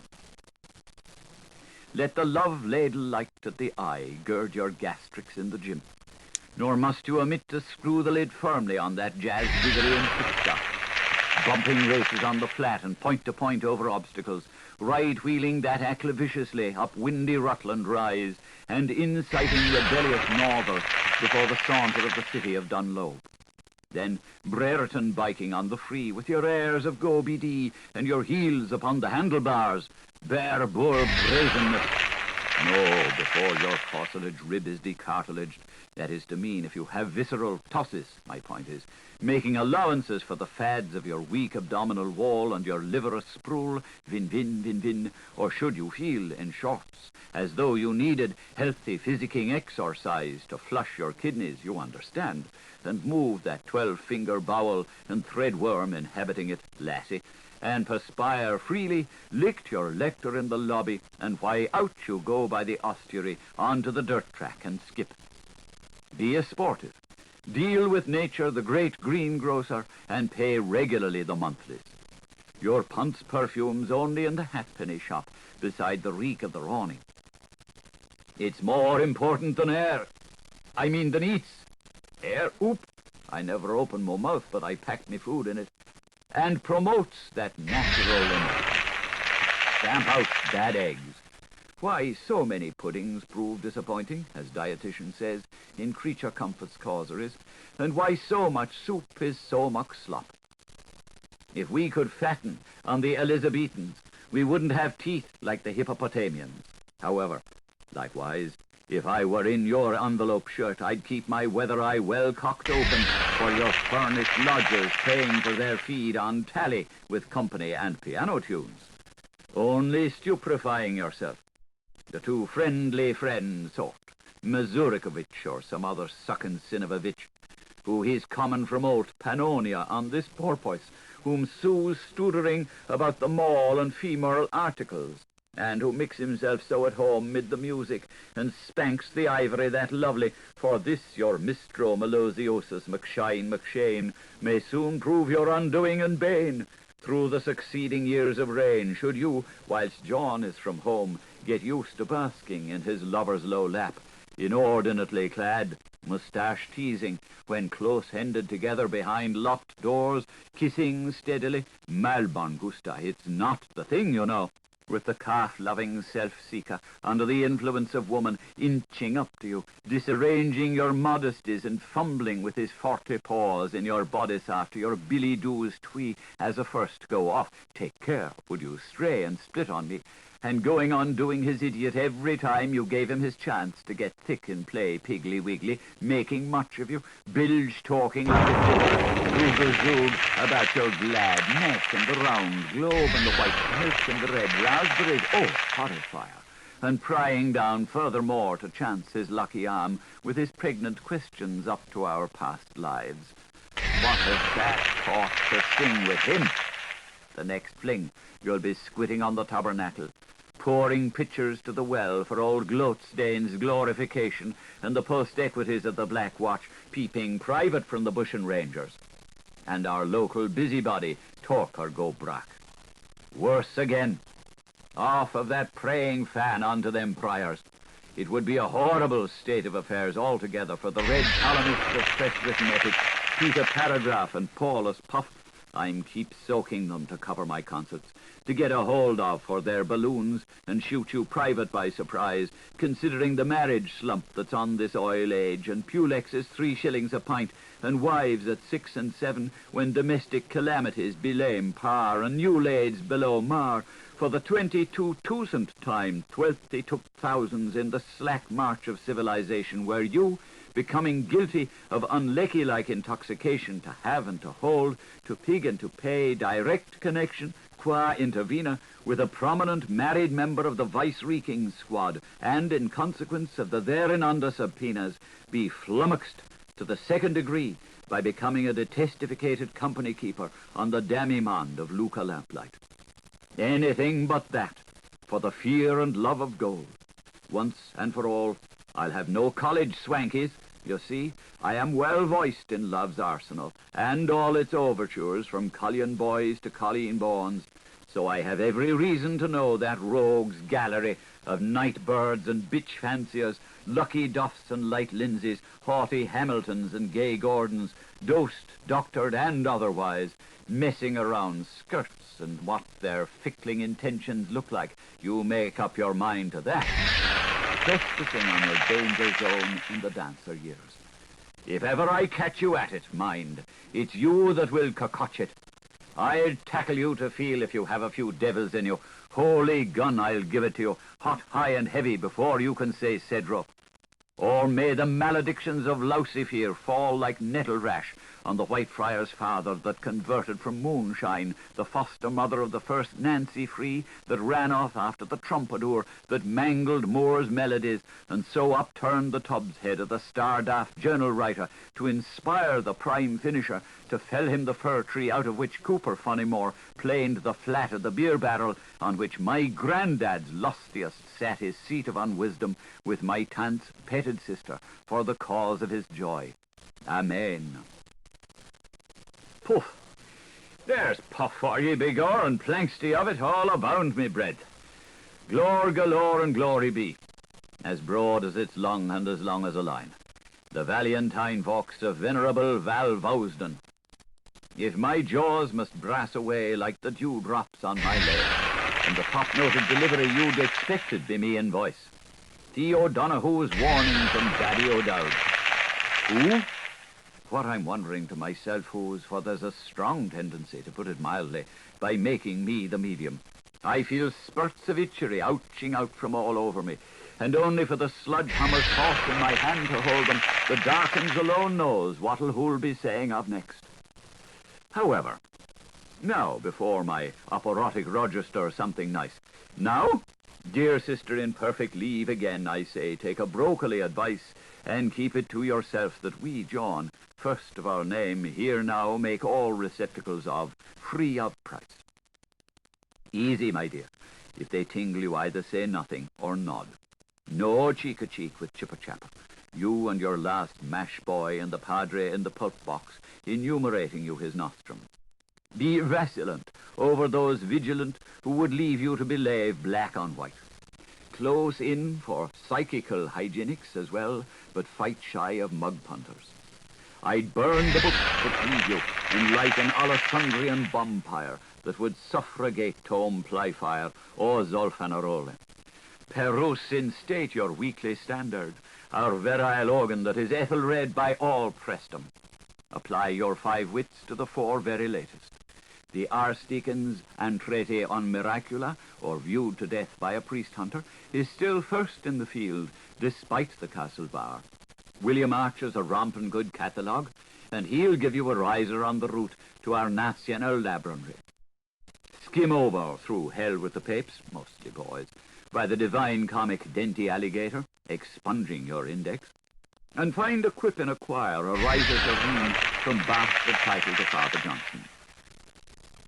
Swear aloud by pious fiction, the like of Lentil Lore by Carnival Cullen, or that Percy Wins of our S.J. Finns, or Peas in Plenty by the Curer of Wars, licensed and censored by our most picturesque prelates, their graces of Linson and Petitbois, bishops of Hibernites, Licet ut Lebanus, for expansion on the promises, the 2 best cells on the market this luckiest year, set up by Gil the father, put out by Gil the son, and circulating dismally at Gilly de Hooley's cost. Strike up a nodding acquaintance for our doctrine with the works of old Mrs. Trott Sr. and Manuel Cantor Jr. and Loper de Figas, Nate's Maximum. I used to follow Mary Little Lamb's flitsy tales, especially with the sentimented sauce. Sifted science will do your arts good. Egg laid by former cook, and with flageolets in St. Fancy's Land, chiefly girls. Trip over sacramental tea into the long lives of our saints and sacerdotes, with vignettes cut short into instructual primers by those in authority for the betterment of your sorts. Forfeit not the palsied, light a match for poor old Contrabally, and send some balm oil for the schismatics. A hemmed in need is aye a friendly deed. Remember, maid, thou dost art powder, but Cinderella thou must return. What are you rubbing her sleeve for, Ruby, and pulling your tongue, Polly? Cog that out of your teen times, everyone. The lad who brooks no breeches lifts the lass that toffs a tailor. How dare ye be laughing out of your mouth-shine at the lack of that? Keep cool your fresh chastity, which is far better far. sooner than part with that vestalite emerald of the first importance, descended to me by far from our family, which you treasure up so closely where extremes meet, nay, most said less mended, rather let the whole ecumene universe belong to merry Hal, and do whatever his merry well likes. When the gong goes for hornets to nest marriage, step into your harness and strip off that nullity suit. Family, hold back, for the race is to the rashest of, the romping, jumping rushes of. Haul Setons down, black, green, and grey, and hoist Michael his way and sawdust. What's overdressed if underclothed? Proposed, forsake me not, where there's white, let's hope. Whisht, blessed she that walked with good Duke Humphrey, for he made her happy tight. Go, you can down all the dripping you can dumple to, and buff kids scouse too ad libidinum in these lassitudes if you've parents and things to look after. That was what stuck to the Comtesse Cantilene when she was sticking out Mavis toffee lips to feed her sopranated huspels, and it is henceforth associated with her names. La Dreeping, De Drooping. The inimitable in pursuit of the inevitable. There's nothing to touch it, we are talked, unless she'd care for a mouthful of white pudding, for the wish is on her rose marine and the lunch light in her eye, so when you pet the rolling pin, write my name on the pie. Guard that gem, sissy, rich and rare, says he. In this cold old world, who'll feel it? Hum. The jewel you're all so cracked about, there's flitty few of them gets it, for there's nothing now but the sable stoles and a runabout to match it. Sing him a ring, and I let you show my so-and-so. Show-on-show, she, shoo. Divulge, suddenly shouted out hard-working Jaun, kicking the console to his double and braying aloud like Braham's ass, and as his wax humana swelled to great, clenching his manlies, so highly strong was he, man, and gradually quite warming to her. There must have been a power of kinantics in that duel of gruel. He go bid at bed go, divorce into me and say the cur name in undress. If you get into trouble with a party, you are not likely to forget his appearance either.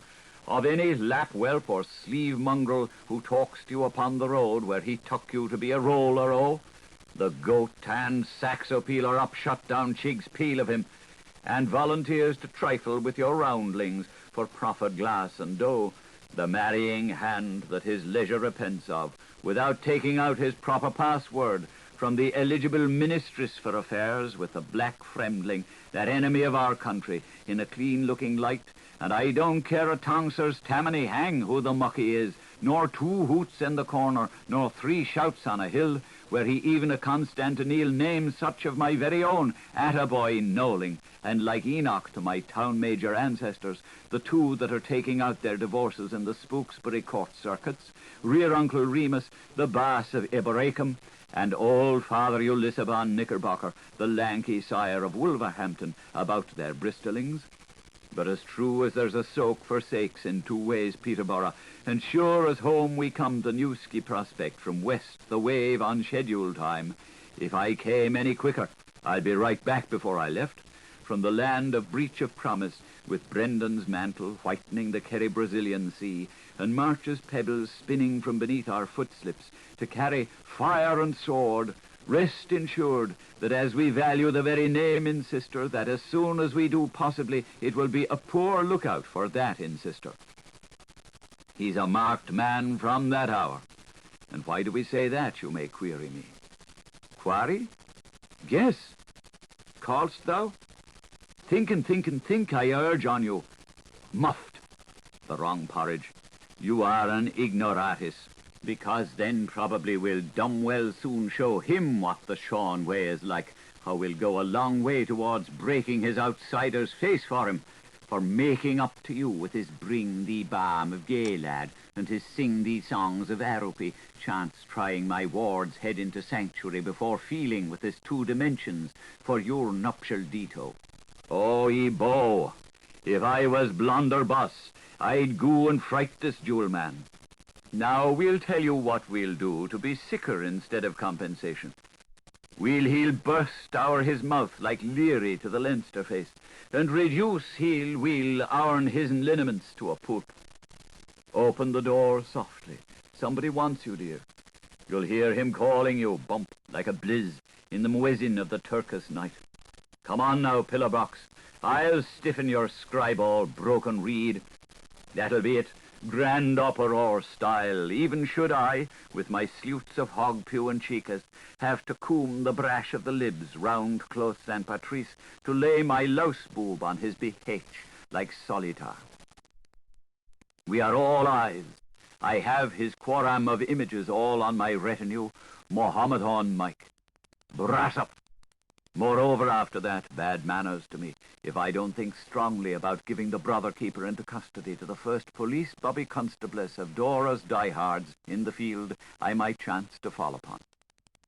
Or, for that matter, for your information, if I get the wind up, what do you bet in the buckets of my wrath, I mightn't even take it into my programme as sweet course to do a rash act and pitch in and swing for your perfect stranger in the meadow of happiness, and then wipe the street up with the Clonmelian, pending my bringing proceedings versus the Joy Boy before a bunch of magistrates and 12 good and gleeful men. Filius nullius per facet nefas. It should prove more or less of an event, and show the widest federal in my cup. He'll have pensiments then for his pensamientos, howling for peace. Pretty knocks, I promise him, with plenty bucks for his shins. Dum lim, wim hum.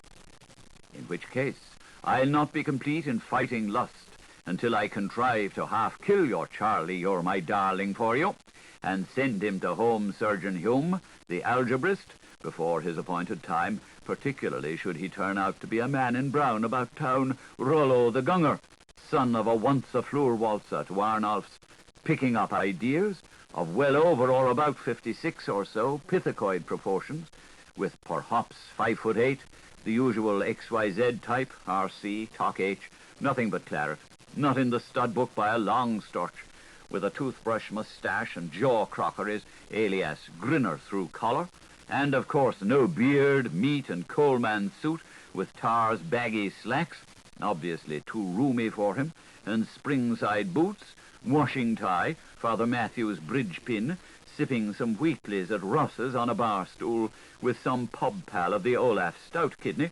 always trying to poor chase movables by hebdomedaries for to put in a new house to loot, cigarette in his holder, with a good job and pension in businesses. What about our trip to Normandy-style conversation, with an occasional, they say, that film-coloured feature at the Mother of Pearl screen about Mitchin and his lost Angelines? His corky shows do marvellous. Bluey-green eyes, a bit scummy, developing a series of angry boils with certain references to the deity, seeking relief in alcohol and so on, general omnibus character, with a dash of railway brain, stale cough, and an occasional twinge of claudication, having his favourite thickened-class family of upwards of a decade, both Harefoot and Lodenbrogged, to boot and buy off, I mean. So let it be a knuckle or an elbow, I hereby admonish you. It may all be topping fun, but it's tip and run and touch and flow for every whack when Mary Stopes, Phil Fluther's game to go. Arms a-roam, side to side, face into the wall, to the tumble of the toss, top the trouble of the swaddle low. And lest there be no misconception, misforced Wellesley, over who to fasten the plightful lifer on, 333 to 1 on rue the day, when the nice little smeller squalls in his cradle what the dirty old big'll be squealing through his coffin, you better keep in the gun barrel straight around football burst, as I recommends you to. You gypsy-eyed baggage, do you hear what I'm praying? Or gash without buttering my head to assortail whose stroke forced, or which struck backly. I'll be all over you myself horizontally, as the strap-hanger said, for knocking me with my name and yourself and your baby bag down at such a great sacrifice, with a rap of the gavel to a third-price cow-handler, as cheap as the niggard's dirt for sale, or I'll smack your fruit-flavoured jujube lips well for you, so I will well for you if you don't keep a civil tongue in your pigeon house. The pleasures of love lasts but a fleeting, but the pledges of life outlusts a leaf time. I'll have it in for you. I'll teach you bedminners tip for tap to be playing your odd doctor tango tricks with Mickey Dazzlers if I find coarse hairs on your river frock and the squirm side of your Burberry lupitally covered with chiff-chaff and shavings. Up rose my Releen and Paternosty Road you was you? I overstand you, you understand. Asking any Betty Elsers to carry your parcels, and you dreaming of net glory. You'll ging nae mair wi Wolf the Ganger. Cutting chattel, were you? And had dates with slickers in particular hotels, had we? Lonely went to play your mother, is it? You was with friends? Hey, that's a dull yarn. Mark me then. I'll home seek you, Luperca, as sure as there's a Palatine in Limerick, and in striped conference here's how. Nerbu de bios. If you twos goes to walk upon the railway, guard, and I'll go to beat behind the bush. See to it, snip, it's up to you. I'll be hat-snatching Harriet a hiding Hury's hinder hedge. Snap, I'll tear up your limp shades and lock all your trotters in the closet, I will, and cut your silk skin into garters. You'll give up your ascan brutal ways when I make you really smart. So skelp your bud and kiss the hurt. I'll have plenary satisfaction, plays the bishop, for your partial indulgences if you're my rodeo gal. Fair man and foul suggestion. There's a lot of blessed pleasure coming bang slanging your way, Miss Pinpanelli Satin. For your own good, you understand. For the man who lifts his pud to a woman is saving the way for kindness. You'll remember your motto, Ave Tiga Roma, mightily smarter the next time. For I'll just draw my prancer and give you one split pock in the crupper, you understand, that will bring the poppy blush of shame to your peony hindmost, till you yelp Papa pardon and radden your rhoda tantrums to the beat of Calarubor Dolor. I am, I do, and I suffer. Do you hear me now, lick spoon, and stop looking at your pussycat bow in the slate? That you won't obliterate for the bulkier part of a running year, failing to give a good account of yourself if you think I'm so tan cupid as all that. Lights out now, both, tight and sleep on it. And that's how I'll bottle your greedipus beautibus for ye, me bullin heifer, for 'tis I that have the peer of arms that carry a wallop between them. Unbeknownst to you, would I return or see, a nuncio would I return here. How, from the sublime to the ridiculous, times out of oft my future, shall we think with deepest of love and recollection by retrospection of thee, but me far away on the pillow, breathing fondly o'er my names all through the empties, whilst moithered by the rattle of the doppel door knockers. Our Homer old poet to Ostalinda, Fred Weatherly, puts it somewise better. You're sitting on me stile, maybe, where oft I helped your oar. Little game roomily from Liffalida Bankum, tublique me. But a big corner fill you do in this unadulterated seat of our affections. Ere wingers my breed, so may we uncreepingly multipede like the sands on amber hands. 7 heavens, oh heaven, I wound you. Your ways to me little me were wonderful, so I am purse-proud in sending him loveliest fanciful thoughts, touching me dash in you through wee dots, the so pretty arched godkin of bedding nights. If I've proved to your satisfaction how I'm a man of armour, let me so, let me sue, let me see your Isabellis. How I shall, should I survive, as please the uniter of you and my hearts, I am living in hopes to do, replacing me wandering hands up in yours, so eager for mich, positively cover the 2 pure chicks of your comely plump cheek with zuckery kissings, Hong Kong and so gong, that I'd scare the bats out of the ivory one of those puggy mornings, honestly, by my rant and tog and daddy oak, I will, coming, when, upon the mingling of our meeting waters, wish to wisher, like massive mountains to part no more, you will there and then, in those happy moments of your soft accord, rain kiss on me back, for full marks with shouldered arms, and in that united I are you stayed, when I come, toof, toof, wildflyers fox into my own green geese again, swap sweetened smugs, 6 of one for half a dozen of the other, till they'll bet we're the cuckoo derby when cherries next come back to Ealing, as come they must, as they mustered in their past, as they must for my pressing season, as hereinafter must they cheery will immediately suant on my safe return to ignorance and bliss in my horseless Coppelpoor, through Shoreland and Norland, king's country and queens, with my ropes of pearls for gamey girls, the way you'll hardly know me. Slim ye come slum with me, and rally rats round up. 'Tis post-purification we will, sales of work and social service, missus, completing our Abelite union by the adoption of fosterlings. Embark for Euphonia. Up Murphy, Henson, and O'Dwyer, the Worcester warders. I'd put in a shirt time if you'll get through your shift, and between us and our shared slaves, brace to brassiere and shout at a shunter, we'll pull off our working programme. Come into the Garden Guild, and be free of the gape at home. We'll circumcivicize all Dublin country.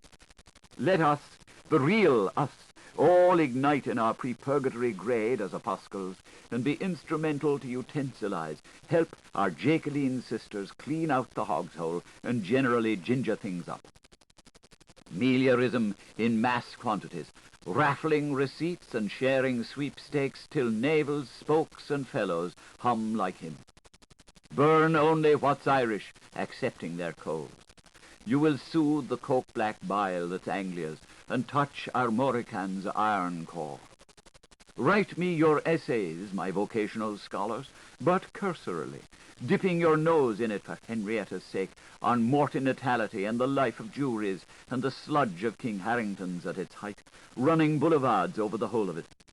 I'd write it all by my self, if I only had here of my jolly young watermen. Bear in mind, by Michael, all the provincials' bananas peels and ellicock eggs making drawdust jubilee along Henry Moore, Earl and Talbot streets. Look at all the memor manning his dung for the prey of birds, our priest Mayor King Merchant, strewing the Castleknock road and drawing manure upon it, till the first glimpse of Wales, and from Balls's Breach Harsh Show up to Dumping's Corner with the Myrist Father's Brothers 11 versus Whitefriars out on a rogation stag party. Compare them cap-on-chin trawlers with the Bridge of Belches in Fairview, northeast Dublin's favourite sou'west watering plats, and ump as you lump it. What do you mean by no citizen, and how do you think of Jas Pagan? Compost Liff in Dufflin by Pierce Egan, with the Baw in Berkeley of Fino Raleigh. Explain why there is such a number of orders of religion in Asia. Why such an order number in preference to any other number? Why any number in any order at all?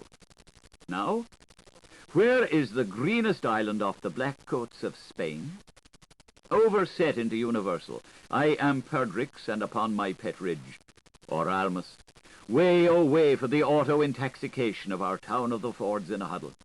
Hail fellow some well-met bone-shaker, or to ascertain the facts for herself, run up your showery weather once, and trust and take the drum gondola tram, and wearing the mid-limb and vestee endorsed by the hierarchy fitted with eclastics, bending your steps, pick a trail and stand on, say, Aston's, I advise you strongly, along with a copy of the Seeds and Weeds Act, when you have procured one for yourself, and take a good longing gaze into any nearby shop's window you may select it, suppose, let us say, the height of number 11 Cane or Keogh's, and in the course of about 32 minutes' time proceed to turn a roundabout on your he-hills towards the previous causeway, and I shall be very cruelly mistaken indeed if you will not be just astonished to see how you will be meanwhile dern-wheeled top-coated with cakes of slush occasioned by the mush jam of the Cross and Blackwall's traffic in transit.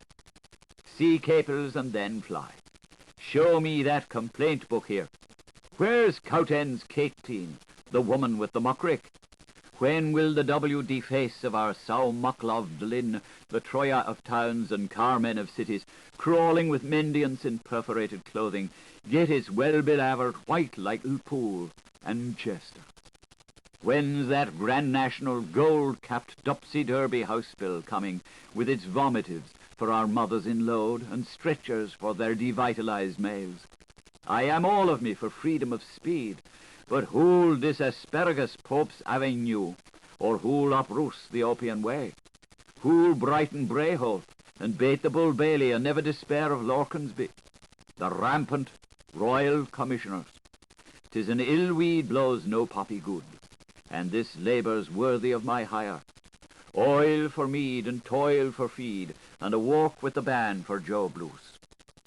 If I hope not charity, what profit hears me? Nothing.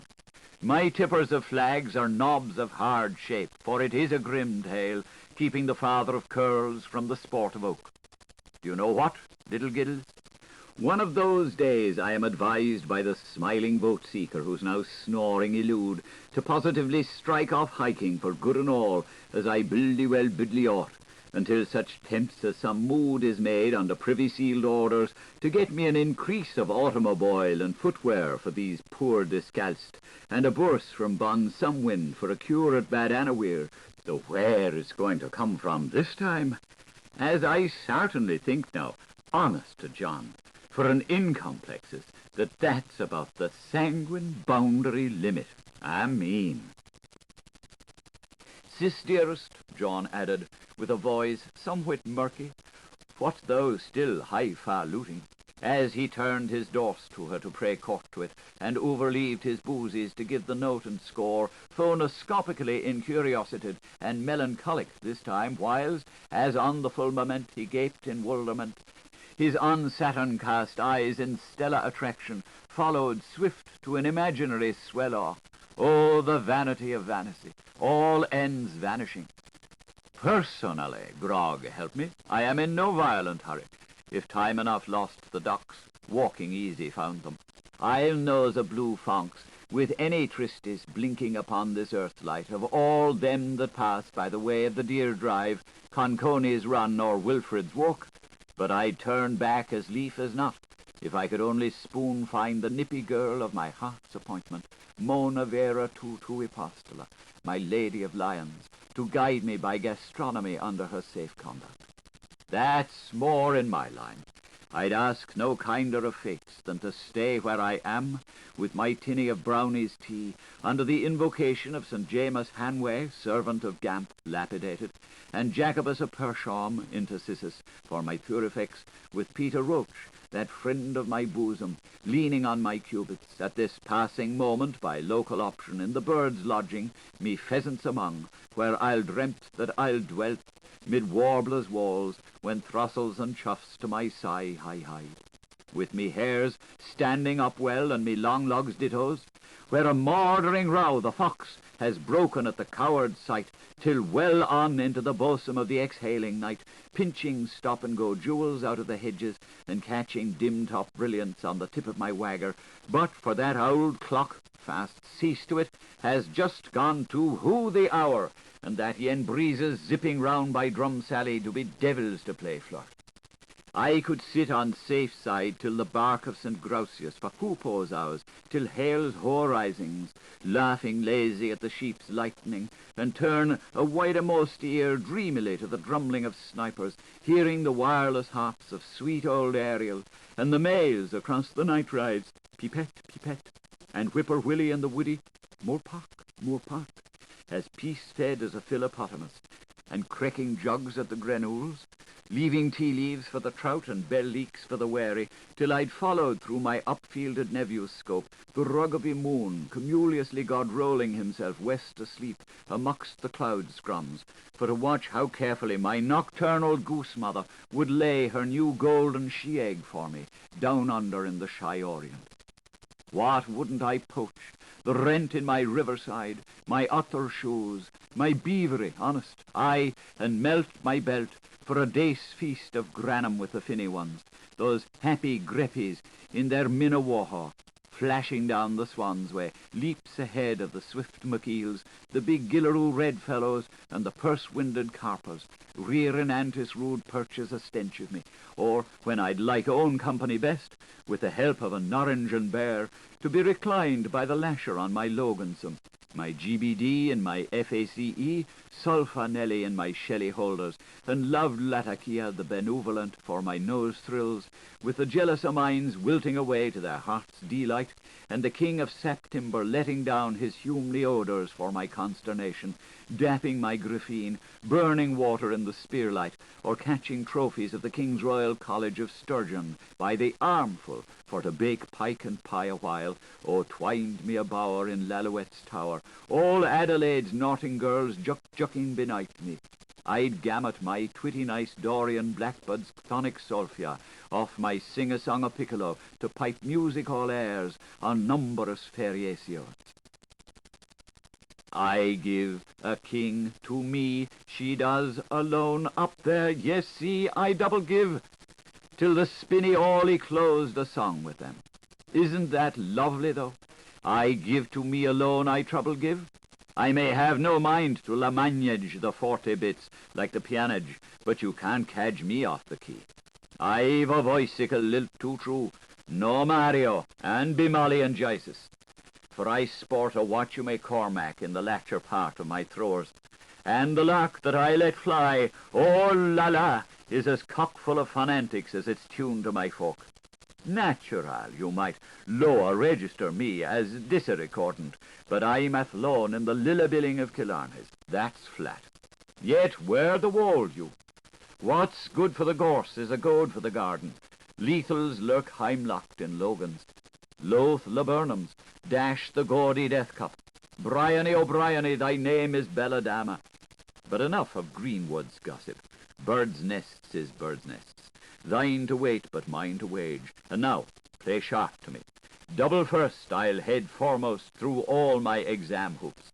And what sensitive coin I'd be possessed of at Latouche's begore, I'd sink it sum total, every dolly farting, investments of subdominal porcine at prime cost, and I bait you my chance the old coat against the whole ounce you have on your backboard, if Madame Maud strips medamines, may coal strafe ilglans. That I'm the go-getter, that'd make it pay like cash registers, as sure as there's a pot on a pole. And what with one man's fish and a dozen men's poissons, sowing my wild plums to reap ripe plenty horns mead, lashings of herbole and hydromel and braggot, I'd come out with my magic fluke in close time, fair, free and frolicky, zooming top hole on the mark as a factor. And I tell you, the Bectives wouldn't hold me. By the unsleeping Solman Anadromus, ye god of little peshes, nothing would stop me, for money makes multi-money, like the brogues and the kishes. Not the Ulster Rifles and the Cork Milice, and the Dublin Fusees and Connacht Rangers ensembled. I'd axe the Channon and lape a liffey, and drink any black water that ran on me way. Yip, how's that's for scats, mine shats, for a lovebird? To funk is only preternatural, its daring fears divine. Be bold, like Varians belaying all behind me, and before you knew where you weren't, I stake my initials divvy, cash and cash can again. I'd be staggering humanity and loyally rolling you over, my sow-white sponts, in my tons of red clover, nighty-night to the metronome, fie high and fie higher and fie highest of all. Holy Peter and Pal, I'd spoil you altogether, my sumptuous Sheila. Mum all to do but frollop fizz and unpop a few short Ouzians, or shake a pail of sparkling ice. Hear it swirl, happy girl. Not a spot of my hide, but you love to seek and scan again. There'd be no standing me, I tell you, and as game boy as my pagan name, KC is what it is. I'd never say let fly till we shot that bliss up and swamped each other, man or wife, into our sever-nevers, where I'd plant you, my gizzy gay, on the electric ottoman in the lap of lechery, simperingly stitchless with admiration, among the most uxoriously furnished compartments with cigarette chambers, just as I'd run my shoestring into near 1 million or so of them as a first-class dealer and everything. Only for one thing that, However famixt I would become, I'd be awful anxious, you understand, about shoepus or pluvius, and in consideration of the terrible luft sucks wobbling around with the hydraulics in the cooled amstuff here, till the borting that would perish the Dane and his chapter of accidents to be atrimental to the better half of my all too lyrical health, not considering my cap's flap. And that's the truth now, out of the cackling bag, for truly sure, for another thing, I never could tell the least falsehood that would truthfully give satisfaction.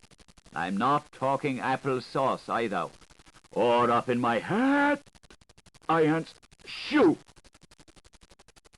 Sisyphus, dearest, as I was reading to myself, not very long ago in Tennis Flannel's MacArthur, his correspondence, besated upon my tripos, and just thinking like the author, how long I'd like myself to be continued at for the lizard, peeking into the focus and pecking at thumbnail reveries, pricking up ears to my phono on the ground, and picking up airs from t'other over-theatre. 'Tis transported with grief I am this night sublime, as you may see by my sighs and my brow that's all forehead, to go forth, frank and happy, to the tune the old plough tied off, from our no-story house upon this Benedictine errand, but it is historically the most glorious mission, secret or profund, through all the annals of our, as you so often term her, ever fresh-painted Livy, in beatific repose upon the silence of the dead, from fair off the next first, down to Ramesjeckel's the last past thing. The vital road goes round and round to meet where terms begin. Still unappealed to by the cycles and unappalled by the recourses, we feel all serene, never you fret, as regards our dutiful cask. Full of my breadth from pride I am, breezed by the healthy same, for 'tis a grand thing, superb, to be going to meet a king, not an every night king, nenny, by gannies, but the over-king of hither and thither Erin himself, pardee, I'm saying. Before there was patch at all on Ireland, there lived a lord at Lucan. We only wish everyone was as sure of anything in this watery world as we are of everything in the newly wet fellow that's bound to follow. I'll lay you a guinea for a hayseed now. Tell mother that, and tell her old one. 'Twill amuse her. Well, to the fig ends of anamnesis with the whole of Bulish business, for I declare to Jeshuam, I'm beginning to get sun-sick. I'm not half Norwayn for nothing. The fine ice so temperate of our, alas, those times are not so far off as you might wish to be congealed. So now, I'll ask of you, let ye create no scenes in my poor Primophore's wake. I don't want yous to be billow-fighting your Biddy Moriarty duels, gobble-gabble, over me till you spit stout, you understand, after soused mackerel, sniffling clam-bake to herring, and impudent Barney, braggart of Blarney, nor you ugly lemon-colic gobs or the hobs in a sewing circle, stopping oddments in maids' costumes at sweeping reductions, wearing out your O's by sitting around your A's, making a reek-a-ransy round where I last put it, with the painters in too, curse luck, with your rags up, exciting your mucuses, turning break-farts into lust soupirs and salon thé, nor you flabbies on your groaning chairs over Bolivar's troubles of a blue moondag, steaming your damp ossicles, praying holy prohibition and Jaun dyspeptist, while old Clo goes through the wood with Shep to gather, touting in the chestnut burrs for good boy Sommers, and Mistral Blownose hugs his kindlings, when, vicey-versy, it's my gala benefit, robbing leaves out of my tale-told book. May my tongue fester if ever I see such a miry lot of Magdalenes. Once upon a drunk, and a fairly good drunk it was, and the rest of your blatherum skite. Just a plain chaise by the fire, for absent a the po. And I'll make ye all an eastern humming sphere of myself the moment that you name the way. Look in the slag scuttle, and you'll see me sails spread over the singing. And what do you want trippings for when you've Paris inspire your hat? So some cordials all round, let ye all of yous and ominies, while I stray, and let ye not be getting grief out of it, though blighted troth be all bereft on my poor head's sake, even should we forfeit our life. Lo, improving ages wait ye, in the orchard of the bones. Sometime very presently now, When yon clouds are dissipated after their 40-year shower, the odds are we shall all be hooked and happy, communionistically, among the field knights Elysium, elite of the elect, in the land of lost of time. Johannesburg's a revelation. Dick, the diamonds that never die. So cut out the lonesome stuff. Drink it up, ladies, please, as smart as you can lower it. Out with Lent, clap hands postilium, fast and tide is by. Your soul and my opera must hereupon part company. So for e'er fare thee well. Parting's fun. Take thou the ringles thine, love. This dime doth trust thee from mine arms. Goodbye, Swiss start, goodbye. Hoch, hoch. Sure, treasures, a letter man does be often thought reading ye between lines that do have no sense at all. I sign myself, with much leg, inflexibly yours, and post the Shaun. To be continued. Huck. Something of a side-splitting nature must have occurred to Westminstrel Jonathan, for a grand, big, glossy, hearty, stertorous laugh, even Drudge that lay doggo thought feathers fell, hopped out of his woolly's throat like a ball lifted over the head of a deep field, at the bare thought of how jolly they'd like to be trolling his hoop, and all of them true to types in missalmon massness were just starting to splather with the jolly Megorios, hickey, hickey, hock, huges, huey, huey, oh, Jaun, so jokeable and so jeepy, oh. Thou pure, our virgin, thou holy, our health, thou strong, our victory, O salutari, sustain our firm solitude, thou who thou well strokest. Here, hairy ones, we have sued thee but late. Beauty, powerless, when suddenly, how like a woman, swifter as Mercury, he wheels right round sternly on the rizzies suddenly, with his gimlets blazing rather sternish, how black like thunder, to see what's loose. So they stood still and wondered, till first he sighed, and how ill suffered, and they nearly cried, the salt of the earth, after which he pondered, and finally he replied, there is something more, a word a parting, and shall the heart's tone be silent. Engagements I'll beseech you. Fare thee well, fare ye well. All I can tell you is this, my sorellies. It's prayers in layers all the thumping time begore, the young glorious gang voices the old doxologers in the suburbs of the heavenly gardens, once we shall have passed after surceases, all serene through neck and neck like Darby and June, to our snug eternal retribution's reward, the scorch house.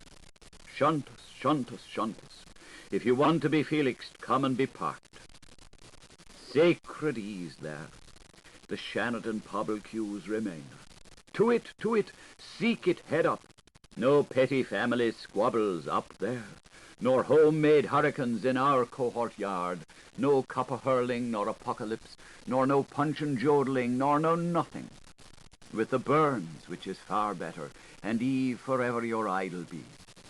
You will hardly reconnoitre the old wife in the new bustle, and the farmer Shinner in his latter-day paint. It's the full-dress Finnegans Wake's walks expedition after a bail motion from the Chamber of Horrors. Saffron buns or sovereign bonhams, whichever you're avider to like it and lump it, but give it a name. Irene all over Ireland, and there's food for affection when the whole flock's at home. Hogmanage you gut, hogmanage you smelly gut, and hogmanage you smelly spattery gut. You take Joe Hanny's tip for it. Post-mortem is the goods, with jollification a tight second. To borrow and to borrow and to borrow. That's our crass, hairy and ever grim life, till one final how-do-you-do bouncer master raps on the bell with a bone, and his stinkers stank behind him with the sceptre and the hourglass. We may come touch and go from atoms and ifs, but we're presurely destined to be odds without ends. Here we moult in Moycane and flop on the seamy side, living sure of hardly a doorstep for a stopgap, with Hugo's there and a live sandbag round the corner. But up me Ondt, prospector, you sprout all your able and woof your wings, dead certain, however, of nothing whatever to eye forever, while Hiam's in the chair. Ah, sure, pleasantries aside, in the tail of the cow, what a humpty dome earth looks, our misery me here today, as compared beside the here we are again gaieties of the afterpiece, when the royal revolver of these real globos lets regally fire of his mio colpo, for the Christman's pandemon to give over, and the harlequinade to begin properly espicuiarking, mark time's finest joke, putting all space in a nutshell. Well, the slice and veg joint's well in its way, and so is a rib roast and jackknife a sporting dish, but home cooking every time. Mountain's good mustard, and with the helpings of ladies' lickfings and gentlemen's relish, I've eaten a griddle. But I feel twice as stewhard what I felt before when I'm after eating a few natives. The crisp of the crackling is in the chawing. Give us another cup of your scald. Santos Moses. That was a damn good cup of scald. You could trot a mouse on it. I enjoyed your pick of hissing hot luncheon fine, I did. Thanks awfully. Sublime.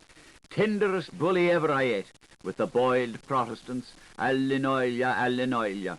Only for your peas again was a taste too salty to carry flavour with my go-down, and hereby return with my best savoury condiments and a penny in the plate for the James. Okay. Oh, Cosmos. Ah, Ireland. Aye. And for kale cannon cabis, gimme Cincinnatus with Italian, but ci vuol poco. Chicalic cheese, haggis good, haggis strong, haggis never say die. For quid we have recipimus recipe all out. And save that, Oliviero, for thy sunny day. Soup meagre, couldn't look at it. But if you'll buy me yon coat of the very furry best, I'll try and pull it on me. It's in fairly good order, and no doubt 'twill sarve to turn. Remove this boardcloth. Next stage, tell the tabler. For a variety of Huguenot legumes, I'll try my set on edges grapeling on aigre dukes, grilled over birchen rods with a few bloomin' cowls in albis.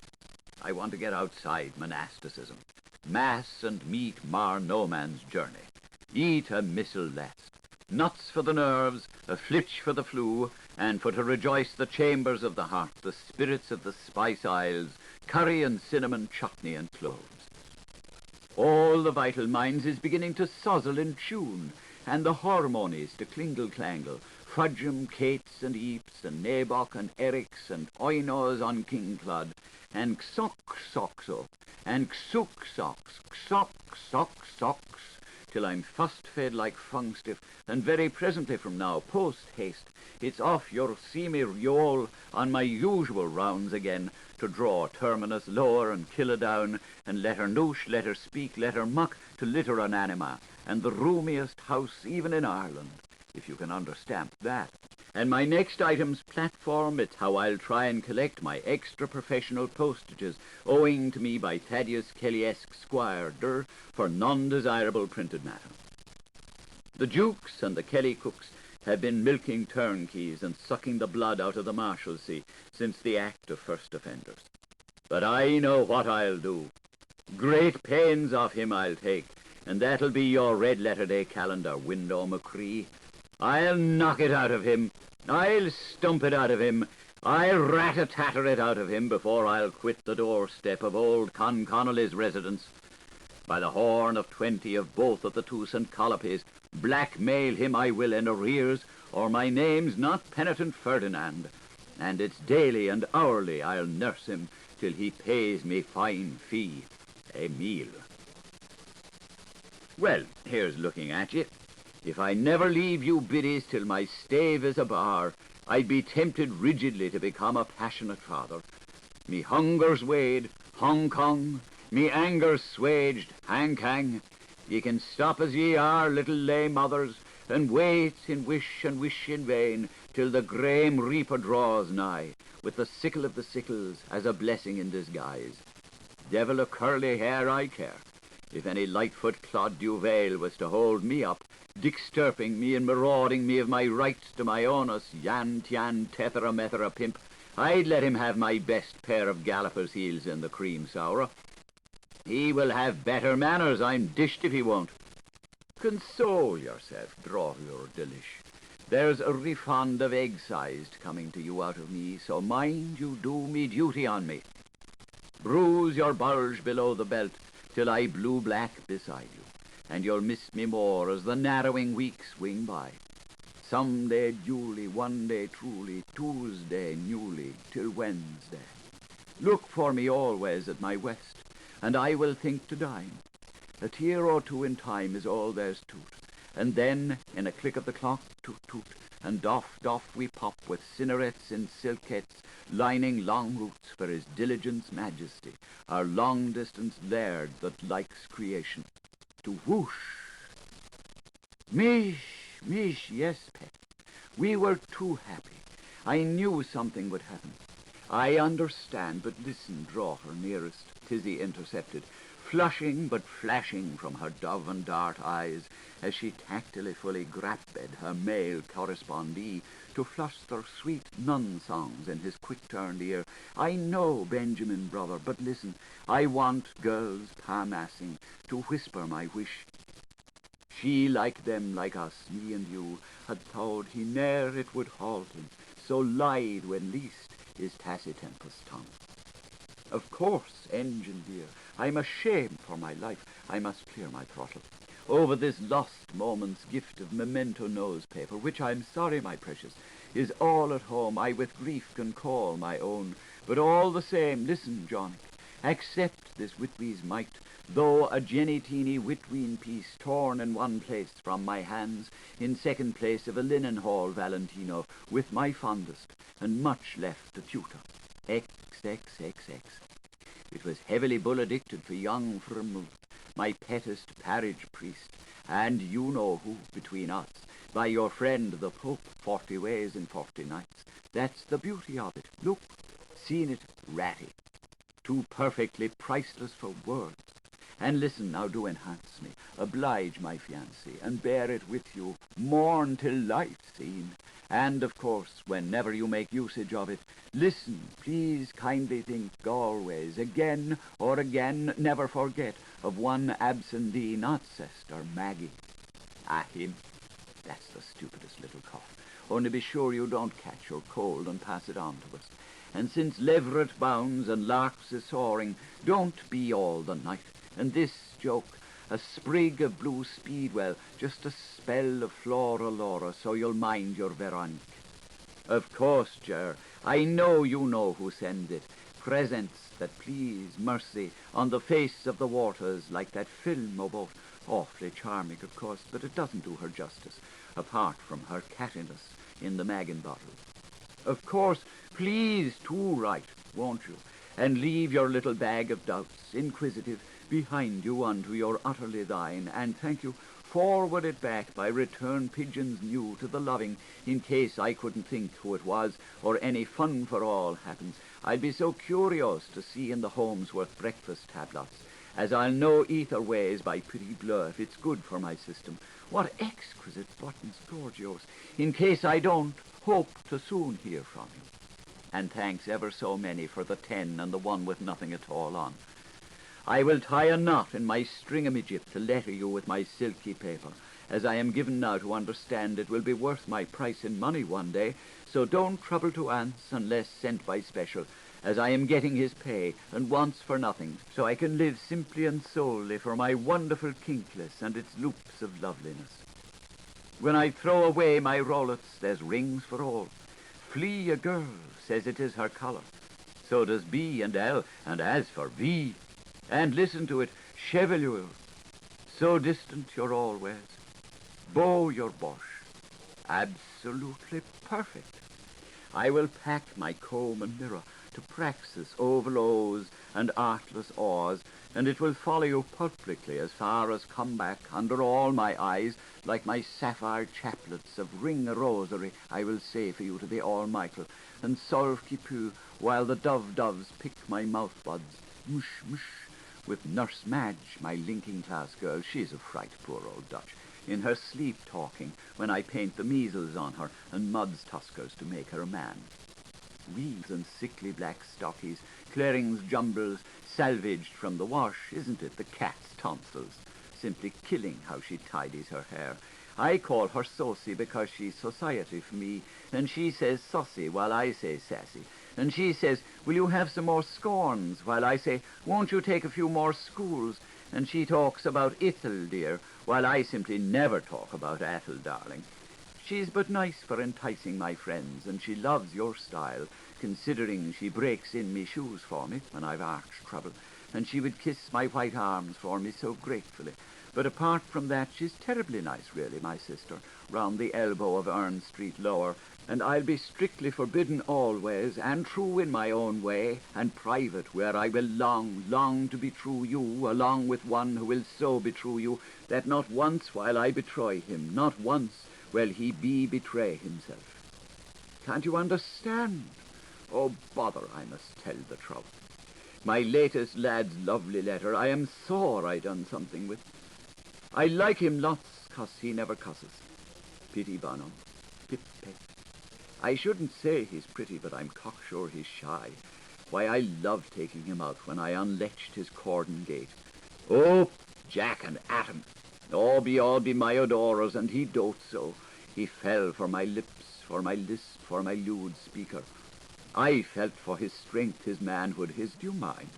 There can be no candle to hold to it, can there? And, of course, dear Professor, I understand. You can trust me that though I change thy name, though not the letter, never while I become engaged with my first horsepower, master thief of hearts, I will give your lovely face of mine away, my boyish Bob, not for tons of donkeys, to my second mate with the twirlers, the engineer of the Passio-flower. Oh, the wicked untruth! What a tell, that he has bought me and his Wellingtons what you haven't got, in one of those pure, clean lopstocks of yours, thankfully, Ara of the pass keys, no matter what. You may be certain of that, Fluff, now I know how to tackle. Lock, my nearest, next myself. So don't keep me now for a good boy, for the love of my fragrant saint, you villain, peppering with fear my goodless, graceless, or I'll first murder you. But whisper, meet me after by next appointment near, you know, ships, just there beside the ship, at the future poor fool's circuits of Love Mountjoy Square, to show my disrespects. Now, let me just your Caroline for you. I must really so late. Sweet pig, he'll be furious. How he stalks to himself, louther and lover, immutating Apery Valley. My prince of the courts, who'll beat me to love, and I'll be there, when who knows where, with the objects of which I'll know or forget. We say, trust us. Our game, for fun. The dargle shall run dry, the sooner I you deny. Who ever heard of such a thing? Till the almost of all Elmos shall steal our hearts as thorns. And Mrs. O'Mara makes it up and befriends with Mrs. O'Moram. I will write down all your names in my gold pen and ink, every day, precious, while memory's leaves are falling deeply on my young fraud's message book. I will dream telepath posts dulcets on this isinglass stream, but don't tell him, or I'll be the mort of him. Under the Libans and the sycamores, the cypresses and Babylonias, where the frond oak rushes to the ask, and the yew leaves too kiss themselves, and 'twill carry on my heart's waves my still waters' reflections in words over Margaret von Hungaria, her quady ways and her flaven hair, to thee, Jack, ahoy, beyond the Bosphorus. Splash of his splash springs your salmon. Twick, twick, twinkle, twings my twilight, as Saturday afternoon Lex Leap will smile on my fore-enhanced 12 months' mind. And what's this I was going to say, Dean? Oh, I understand. Listen, here I'll wait on thee till Thingavalla with beautiful, do be careful, tea cakes, more seducer flavoured than vanilla and black currants there's a cure in, like a born gentleman, till you resemble me. All the time you're a while way. I swear to you I will by Candlemas. And listen, Joey, don't be annoyed with me, my old ever-new, when by the end of your chapter you sitch water on the wagon for me being turned a star. I'll do bury my two fesses under pouts vanish a cream, their way for spilling cream, and accent, to extend my personality to the latents. I'll buy me for myself only of expensive rainproof, of pinked elephant's breath grey, of the loveliest, sheerest, dearest widow's hood, over Air Force blue I am so wild for, my precious ones, Hope Brus, Faith Street, Charity Corner, as the bee loves her sky-high deed, for I always had a crush on heliotrope, since the doucesse of yore cycled round the finest park. And listen, and never mind me laughing at whatsoever. I was in the nerves, but it's my last day. Always about this hour, I'm sorry, when our gamings for bruin and nose long is all, oh, you tease, and after doing my little pussiness, I steal Heimlich in my Russians from the attraction part with my terribly tall boots calves catch a pinch of Pop-a-Puff, who is going to be a Jenny roll at my nape, drenched, love, with dripping to affectionate slap mamma, but last of night, look, after my golden violence wetting in my upper stairs, splendidly illuminated with such diddly lac curtains, wallpaper to match the cat, and a fire, please, keep looking, of priceless pear logs. I just want to see, will he, or are all Michales like that? I'll strip straight after devotions before his fond stare, and I mean it too. Thy gape to my gazing I'll bind and make leash, and poke stiff under my ice unbound, with my soi-disant Chinese, cheek chubby chambermaid for the night's foreign mails, and your name of Shane will come forth between my shame-faced, wherein with other lips thy nakest open my sight, when just woken by his talk-a-tootle-too my first morning. So now, to talk childish Tom, feated with Mag at the oil pan. We are doing to tay one little player before doing to deed, and it is to the tassie for loo and for two. Coach me how to tumber, Jaime, and listen with supreme regards, Juan, in haste. Warn me which to Men! Juan responded full-chantedly to her sorrowful sonority, imitating himself capitally, with his bubble blown and his patapet, and his chalished drink now well in hand. A spilt sea for a split cc, ever gloriously kind, and I truly am eucharized to use. Also sacré père and maître d'hôtel. Well, ladies upon gentler men and toastmaster general, let us, brindising brandy song, woo and win women long with health to rich vineyards ere and go dry, amongst the living waters of, the living and giving waters of, tight, loose, a stiff one for Stafford mollified with creams of our money, the coop that's chill for jackless Jill, and a filiform juice on Doris. Esterels, be not on your weeping, what though Shaunathan is in his fed. To stir up love's young fizz, I tilt with this bridal's cup champagne, dimming douce from her pea-pair of hide-seeks, tight squeezed on my snowy brusted, and while my pearlies in their sparkling wisdom are nippling her bublets, I swear, and let you swear, by the bumper round of my poor old snaggletooth solid bowel, I ne'er will prove I'm untrue to your liking, there, so long as my whole looks down. So gulliby, me poor Eily. But I'm not for forgetting me in a man monophone, for I'm leaving my darling proxy behind for your consoling. Lost Dave the dance girl, a squamous runaway, and a dear old man pal of mine too. He will arrive incessantly in the fraction of a crust, who, could he quit doubling and stop tippling, he would be the unicorn of his kind. He's the mightiest pen umbrella I ever flourished on, beyond the shadow of a post. Be sure and link him, mio tesoro, as often as you learn, provided there's nothing between you but a plain deal table, only don't encourage him to cry lesson times over Leopardstown. But soft, can't be. Do mail-stains mumble? Lum-tum, lum-tum. Now, the frubadour, I fremble, talk of wolf in a stomach by all that's verminous. Eccolo me, the return of the athlete. Who can succeed to his success? Isn't Johnstown, Oostenrijk, the small place after all? I knew I smelt the garlic leak. Why, bless me, Switz, here he is, darling Dave, like the cat o' nine lives, just in time, as if he fell out of space, all draped in mufti, coming home to Mourne Mountains from his old continents, and not on 1 foot either, or on 2 feet either, but on quinquisecular cycles, after his French evolution, and a blindfold passage by the 432 with the pork's pate in his suicide paw, and the gulls laughing lime on his natural skunk, blushing like Pat's pig begob. He's not too Tim-Tom well ashamed to carry out on a glib to grab a Kelly in his showman sinister, the testimonicals he gave his 20 annis orf, showing the 3 white feathers as a home-cured emigrant in Padua, far below on our sea level. Bearer may leave the church, signed Figura Porca, Lictor Magnifica.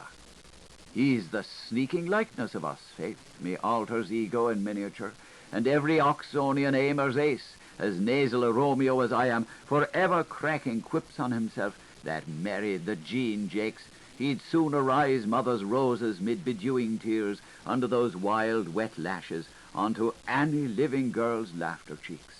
That's his little veniality, and his unpediment.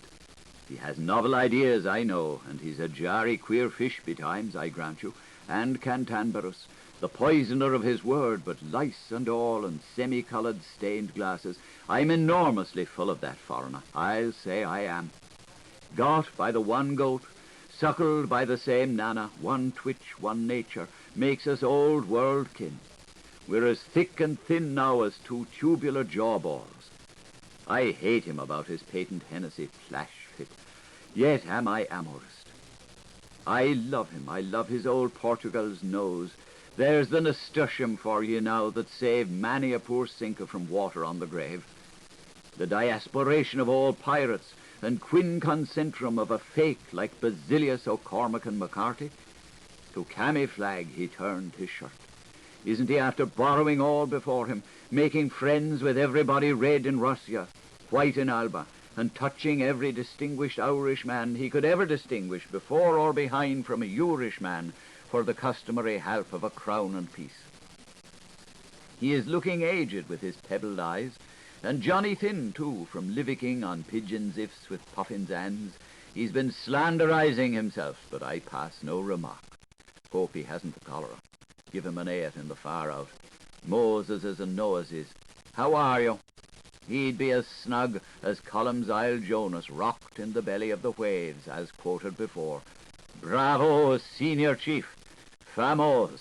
Sure, there's nobody else in touch any sides to hold a chef's cankle to the darling at all, for sheer dare, with that prison pot still of Spanish breams on him like the knave of trifles.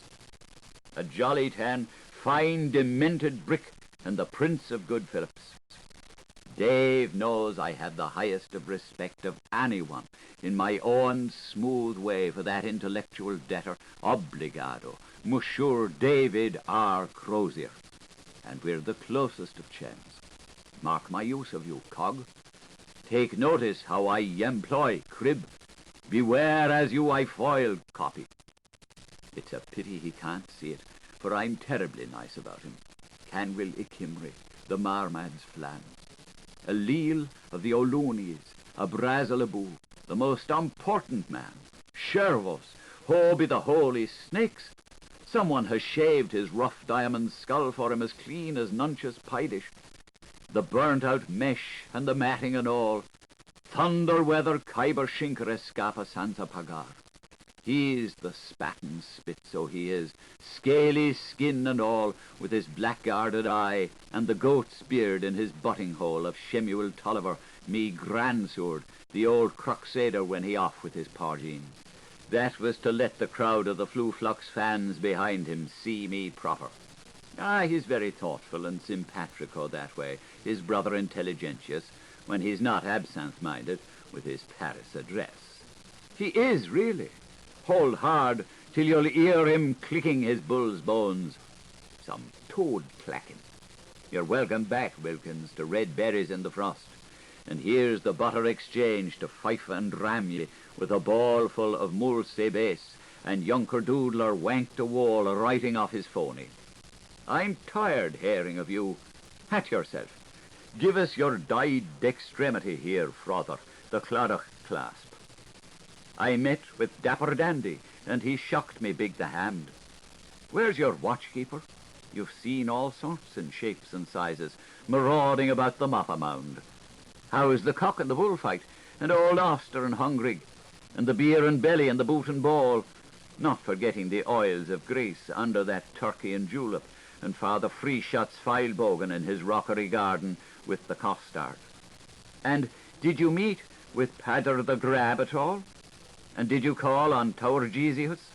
Was Mona, my own love, no bigger than she should be, making up to you in her best-behaved manner when you made your breast law and made her, tell me?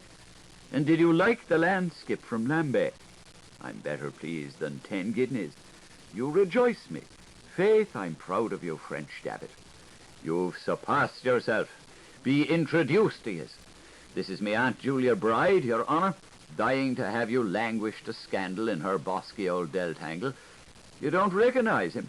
He's Jacko the Horner, who boxed in his corner, jilting no fewer than 3 female brides. That's his penals, sure for him.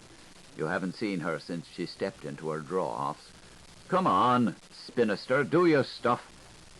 Don't be shy, husbandman Veer. Lay, what's on you, whip? Up the shamewalk. She has plenty of womb in the small clothes for the boss for us nephews. Push. Hatch yourself well, enjoom yourselves thoroughly.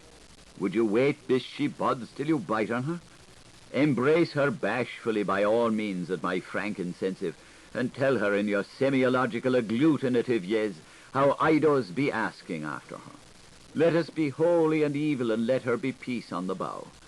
Sure, she fell in line with our tripartite photos as the lionized males when we were stable lads together like the Corks again brothers, hungry and angry, Cavalier Grace by round-haired Foss, or like Boyrun to Sibster, me and you, Shinners true and pinch me, our tertius quidus, that never talked or listened, always raving how we had the wrinkles of a snail charmer, and the slits and sniffers of a fellow that fell foul of the County de Luna, and the meat trap of the first vegetarian.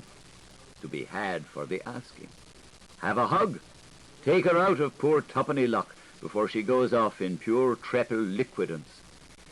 I'd give 3 shillings a pullet to the canon for the conjugation to shadow you kissing her from me liberally all over as if she was a crucifix. It's good for her by labials, you understand. There's nothing like the missile touch for finding a queen's earring false. Chink, chink. As the curly bard said after kitching the wom in his hymn to the hum of her garments, you try a little titch to the tissel of his tail, the racist to the racy rossi. The soil is for the self alone. Be own kind, be Kithkinish, be bloody Sibby, be Irish, be Inish, be Ophelia, be Hamlet, be the property plot, be Yorick and Lancaster, be cool, be macking a mucks of yourselves, be Finnish. No matter where the preacher is, there's no plagues like Rome. It gives up the gripes. Watch the Swan's Way. Take your tiger over it. The leady on the lake, and the convict of the forest. Why, they might be Bobo and Mum. Yip yip, to pan, to tinpenny pan, all folly me yap to curl you. Give us a pin for her, and we'll call it a toss-up. Can you reverse positions? Let's have a foot-you all round, courting cousins. Quook, the duck of a woman for Quack, the drake of a man, her little live apples for Leah's, and love potents for Leo's, the next beast king. Put me down for all ringside seats.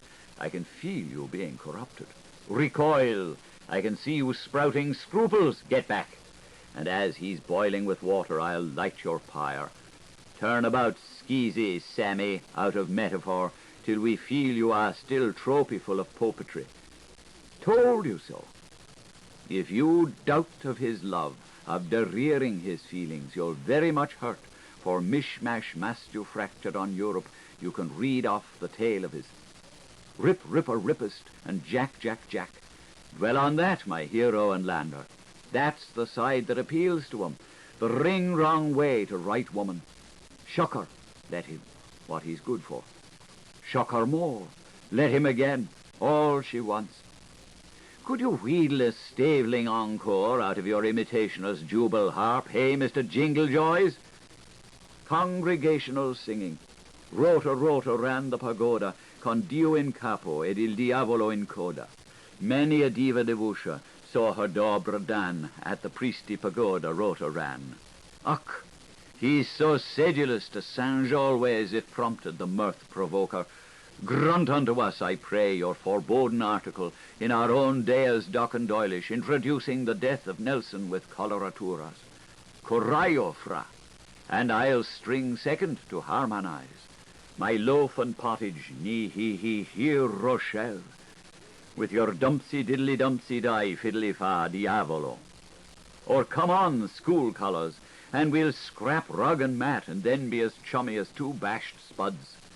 By trial be home gang, or betrayal by jury.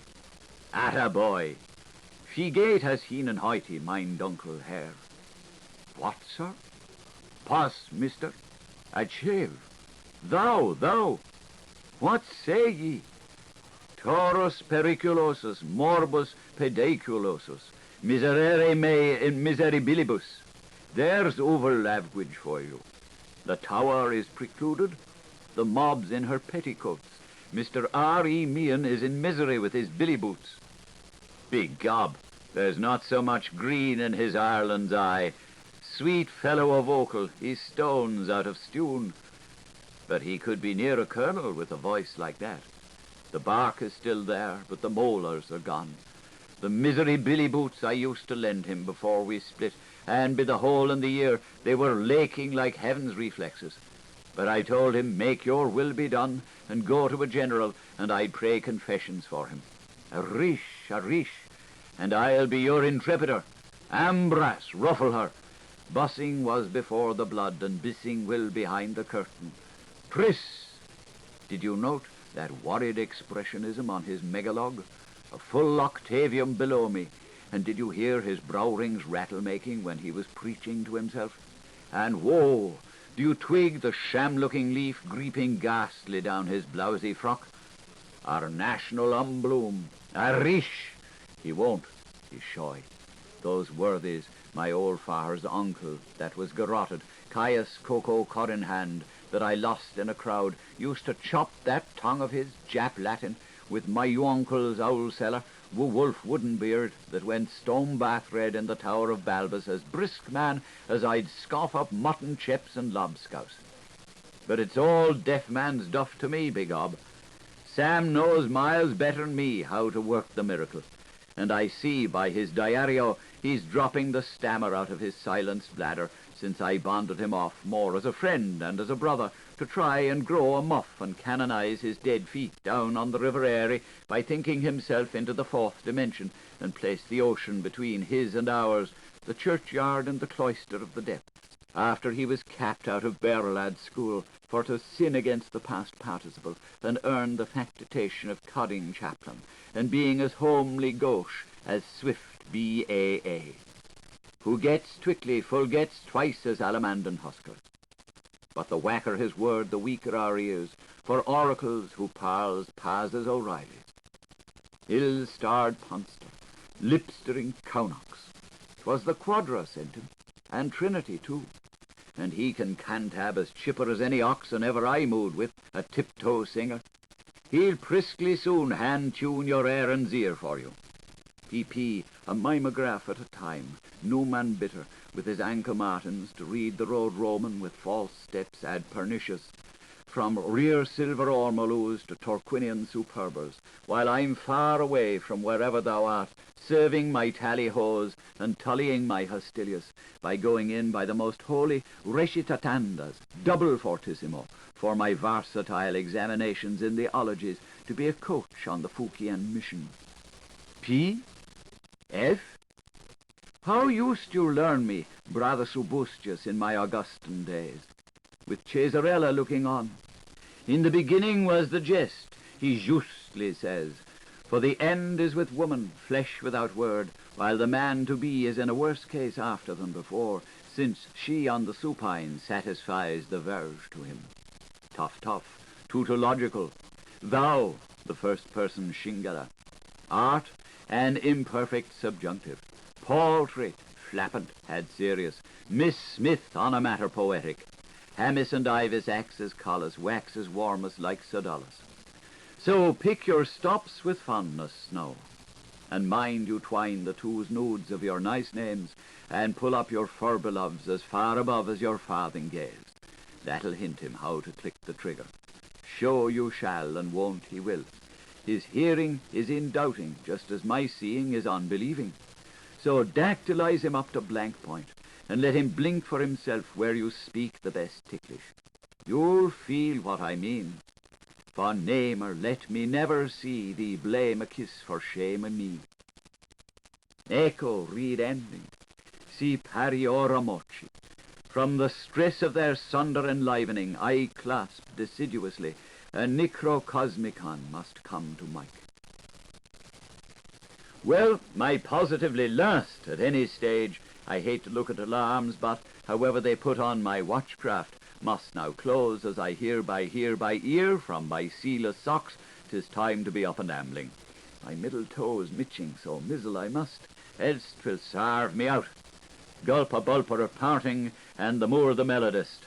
Farewell, but whenever, as Tisdall told Toole, tempus fidgets, let flee me fiackles, says the grand old man o' work. Storm-crested crow-cock and undulant hair, hoodies tway. Yes, faith, I am as mule let freer, beneath me corpage bound. I'm as bored now bawling beer's grace at sawpaws there, as Andrew Clays was sharing sawdust with Daniel's old collie. This shack's not big enough for me now. I'm dreaming of ye, Hazors, and remember this, Acorines, there's the witch on the heath, sistra. Bathsheba peeling hoary hard, while her orchotron is whoring ho. And when Winwit flits between her tits, she cries to Almighty, daughters of the heavens, be lucks and turnabouts to the wandering sons of Red Loam. The earth's a trot, the sun's a scream, the air's a jig, the water's great. 7 oldie hills and the one blue beamer. I'm going, I know I am, I could bet I am. Somewhere I must get far away from Bombay shore, wherever I am. No saddle, no staffet, but spur on the moment. So I think I'll take free boots advise. Psk! I'll borrow a path to lend me wings, quick-quack, and from Jerusalem's wall, click-clack, me coursers clear, to Cheerup Street I'll travel the void world over. It's Winland for mine, Big Buck. G. Jakers. I hurt myself netly that time. Come, my good frog marchers, we felt the fall, but we'll front the defile. Was not my alty mother, Seret Maritza, a running water, and the bold one that quickened her, the sea-born Fingale? I feel like that hill of a whaler went yielding round Grunmann's circus, with his tree full of seaweeds and Dinky Doll asleep in her shell. Hazel Ridge has seen me, Yerne veiling is, squall aboard for Q. Hop! Farewell a while to her and thee, the brine's my bride to be. Lead on, MacAdam, and danked be he who first sights halt Linduff. Solo, so lone, so long. Lud erin nana, worthy well, with me sin game soramorum. Here's me take-off, now's nunc or nimmer, Siskinder. Here goes the enemy. Benedict Hotfoots on impudent stairs. Sorry I bless alls to the wished, with this pan-Romain apological, which Wattlewee Whistleum sang to the Kerrycoys. Break ranks, after wage of battle bother I am thinking most. Fick you, I'm through. 1, 2, a dry, you watch my smoke. After poor Jaun the boast's last fireless words of postludium of his soapbox speech, ending in heaven, 28 add 1 with a flirt of wings were pouring to his bisistence. Could they snip that curl of curls to lay with their gloves and keep the kids bright?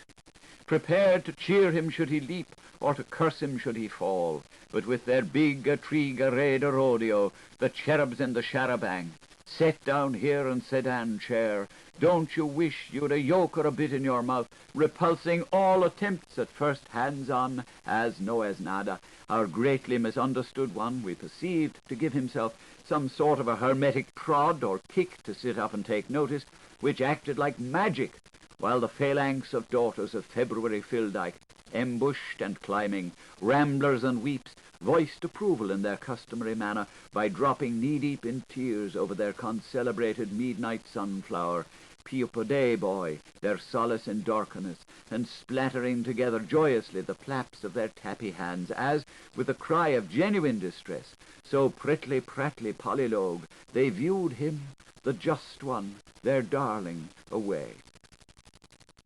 A dream of favours, a favourable dream.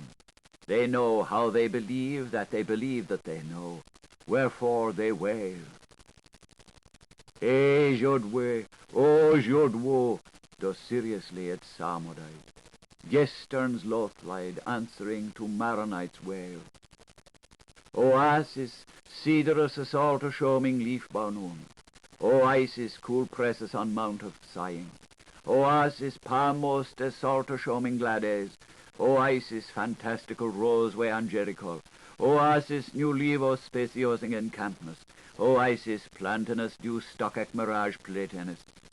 Pipetto pipetta has misery unnoticed. But the strangest thing happened. Back scuttling for the hop-off, with the odds altogether in favour of his tumbling into the river, Jaun just then I saw to collect from the gentlest weaner among the whiners, who by this were in half droop-leaf-long mourning for the passing of the last post, the familiar yellow label into which he let fall a drop, smothered a curse, choked a guffaw, spat expectoraciously, and blew his own trumpet. And next thing was, he gum-allicked the sticky backside and stamped the oval badge of belief to his Agnello's brow with a genuine dash of irrepressible piety that readily turned his ladylike tipmanzel's capsy-curvy, the holy scamp. With half a glance of Irish whisky, a Juan Jaimesan hasta luego from under the shag of his parallel brows. It was then he made as if be but waved instead a hand across the sea, as noticed to quit, while the Pacifettes made their arm-pacts widowshins, Frida, Pasa Pesi, Irina Renet, Bridome Bentamai, Sososopki, Bebebekka, Bababadkesi, Guguguguthiu, Dama Domina, Takia, Tokaya, Shokara, Shukerelina, Piocchia, Piucchia, Homi Hoping, Hami Happiness, Mirra, Solima, Salamita, Sainta, Sianta, oh, peace. But in self-righting the balance of his corporeity, to re-exchange wider embrace with the pillar bosom of the dizzier he loved prettier, between Estellos and Venusas, bad luck to the lie, but when next to nobody expected, their star and garter gazer at the summit of his climax, he toppled a little onto the off, and making a brand new start for himself to run down his easting by blessing his stars with the sign of the Southern Cross, his bungaloid borsaline with the hedgy green bound blew off in a love blast, award for Trover, and George on Redhead, bucketing after, mechamaniac, the headless shall have legs, kings couriered round with an easy rush and ready relays by the bridge, a stadion beyond Lady Castle, and what harm that he narrowly missed fouling her buttress for her, but for he aqueduct, and then, cocking a snook at the stock of his sermons, so mere and yet so far from that region's general, away with him at the double, the hulk of a Garan pelting after the road on Shanks's mare, let off like a wind-hound loose, the buckle, you'd think it was that moment they gave him the jambos, with a posse of tossing hanker waves to his windward, like seraph summonses on the air, and a tempest of good things in packet shape, teeming from all accounts into the funnel of his fan-mail shrimp net, along the high road of the nation, traitor's track, following which fond floral fray he was quickly lost to sight through the statue men, though without a doubt he was all the more on that same head to memory dear, while Sickerson, that born of Bjorn, La Garde Auxiliaire, she murmured, Helig Ursulinka, full of woe, and how fitlier should good boy's hand be shook than by the warmen of her besom that wrung his swaddles, where maggot Harvey kneel till bags, et Andrew cous hogdam farewell. Where then now may the good people speed you, rural horn, export stout fellow that you are, the crooner born with sweet wail of evoker, healing music, eye and heart in hand of Shamrockshire. The goo-goos of the succorbally and the rockabilly are become the copiosity of wiseableness of the friary laymen in the pulpit barrel. May your bonny hair grow rarer and fairer, our own only wide-headed boy. Rest your voice, feed your mind, mint your peas, coax your cues. Come to Distoon Blarney, and walk our grove so charming, and see again the sweet rocklows, where first you hymned O Chiesa Mea, and touched the light Theorbo. Songster, angler, choreographer, piper to prison, musicianship made ambassador at large. Good by nature and natural by design, had you but been spared to us, honeen lad. But sure, where's the use my talking quicker when I know you'll hear me all astray? My long farewell I send to you, fair dream of sport and game, and always something new. Gone is Horn, my grief, my ruin, our Jos el Jovan, our Krishnamurti. 'Tis well you'll be looked after from last to first, as yon beam of light we follow, receding on your photophoric pilgrimage to your antipodes in the past. You who so often consigned your distributory tidings of great joy into our never-too-late-to-love box, mansuetudinous manipulator, victimizedly victory horse, dearest horn of all, you of the boots, true as a die, step walker, penny a timer, lampaddy fair, postanulengro, our Romany chio. Thy now paling light, Lucerne, we ne'er may see again.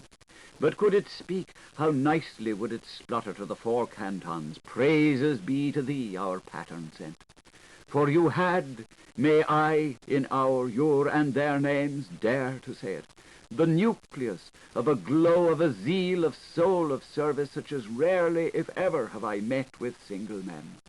Numerous are those who, nay, there are a dozen of folk still unclaimed by the death angel in this country of ours today, humble indivisibles in this grand continuum, overlorded by fate and interlarded with accidents, who, while there are hours and days, will fervently pray to the Spirit above, that they may never depart this earth of theirs, till in his long run from that place where the day begins, ere he returnes post-exilic, on that day that belongs to joyful Ireland, the people that is of all time, the oldest, the youngest, after decades of long suffering and decennia of brief glory, to mind us of what was when, and to matter us of the withering of our ways, their Januar Februar wins true from Sylvester, only Walker himself is like Walter, whimsicalissimo they go murmurand, comes marching a-home on the summer crust of the flagway. Life, it is true, will be a blank without you, because a vacuum's not there at all. To no more cares from nomad nose, ere Malachy wars bring the devil era. A slip of the time between a date and a ghost mark, rived by Derby's chill day's embers, spatched from June that dandy forth, from the night we are and feel and fade with, to the yester selves we tread to turn upon. But boy, you did your strong 9 furlong mile in slick and slapstick record time, and a far-fetched deed it was in troth, champion docile, with your high-bouncing gait of going, and your feat of passage will be contested with you and through you for centuries to come. The phoenix rose a sun before Arabia sank his smother. Shoot up on that bright Bennu bird, va fautre. Eft soon so too will our own phoenix spark spurt his spire, and sunward stride the rampant fland. Aye, already the sombre opacities of the gloom are vanished. Brave, footsore horn, work your progress, hold to, now, win out, ye devil ye. The silent cock shall crow at last, the west shall shake the east awake. Walk while ye have the night, for morn, light breakfast bringer, morroweth, whereon every past shall full fast sleep. Amen. Lowly, longly, a wail went forth. Pure Jaun lay low. On the mead of the hillock lay, heart soul dormant, mid-shadowed landscape, brief wallet to his side, and arm loose by his staff of citron briar, tradition's stick pass on. His dream monologue was over, of course, but his drama parapolylogic had yet to be a fact. Most distressfully, but my dear, how successfully, to wail he did, his locks of a lucan tinge, quick rich, ripely rippling, unfilleted, those lash-betasseled lids on the verge of closing time, whiles ooze of his sidewise open mouth, the breath of him, even so languishing as the princeliest treble treacle or leechy chew-chow purse could buy. Jaun in a semi-swoon lay a-wailing, and whoo! What helpings of honeyful swoothead! Phew! Which ear-piercing dulcitude! As were you supposed to go and push with your blunt blank pin in hand up into his flesh's plush cushionettes of some chubby boy-bold love of an angel. Whoa! When, as the buzzer brings the light brigade, keeping the home fires burning, so on the churring call themselves came at him from the west borders of the East Midlands, 3 kings of 3 suits and a crowner from all their cardinal paths along the amber way where Brosna's furzy. To lift them they did, senators 4 by the first quaint screak of the gloaming, and they hopped it up the mountainy molehill, traversing climbs of old times gone by, of the days not worth remembering, inventing some excuse-thems, any sort, having a 7-ply sweat of night blues moist upon them. Fee, fo, furta, agala, jishi, palula, urri dimini. Feared themselves where to wonder at the class of a crossroads puzzler he would likely be, length by breadth nonplussing his thickness, ells upon ells of him, making so many square yards of him, 1/2 of him in Con's half, but the whole of him nevertheless in Owen Moore's 5 quarters. There would he lay till they would him descry, spancelled down upon a blossomy bed at one foul stretch among the daffy-down-dillies, the flowers of narcosis forfettering his footlights, a halo hedge of wild spuds hovering over him, epicures waltzing with garden fillers, Puritan shoots advancing to Aran chiefs. Fofo, the meteor pulp of him, the seamless rainbow peel, Agala, his belly void of nebulos with his never-stopped navel, Palula, and his veins shooting melanite phosphor, his cream-to-custard comet's hair, and his asteroid knuckles, ribs, and members, Uridimini, his electro-litigious twisted entrails belt. Those 4 claymen clomb together to hold their sworn star-chamber query on him. For he was ever their quarrel, the way they would see themselves, every bug his bodiment, atop of any one her notion, and the meat of their nocht was worth 2 of his morning. Up to the Esker Ridge it was, Mallingal parish, to a mead that was not far, the sun's rest. First clattered Shanator Gregory, seeking spoor through the deep time-field, Shanator Lyons trailing the wavy line of his partition footsteps. Something in his blisters was telling him all along how he had been in that place one time. Then his recordership, Dr. Shonadur Tarpey, caper-chasing after honourable sleep, hot onto the aniseed, and up out of his prompt corner, old Shunny McShunny, McDougal the hiker, in the rear of them on the run to make a quorum. Roping their ass, he was, their sky-grey globe-trotter, by way of an afterthought, and by no means legless either, for such sprouts on him, they were that much uneven it was tumbling he was by 4 lengths, within the ball of a mascot, cuss-yus, cuss-clay, patsy-watsy, like the capper and the cabbaces, the big ass, to hear with his unaided ears the harp in the air, the bugle Diana blowing, wild as wild, the mocking-bird whose word is misfortune, so 'tis said, the bulbul down the wind. The proto was traipsing through the tangle then, Matthew Walker, Godson's goddess tar, deputizing for gossipocracy, and his station was a few perched to the weather side of the Knoll Asnoch, and it was from no other place unless there, how and ever, that he proxtended, aloof upon the ether, Mesmer's manuum, the hand making silence. The buckos beyond on the lee, then stopped wheresoever they found their standings, and that way they set ward about him, doing obedience, nod, bend, bow, and curtsy, like the watchers of prospect, upholding their broad-awake probers' hats on their firm heads, the travelling court on its findings, circuiting that persona in his fallen.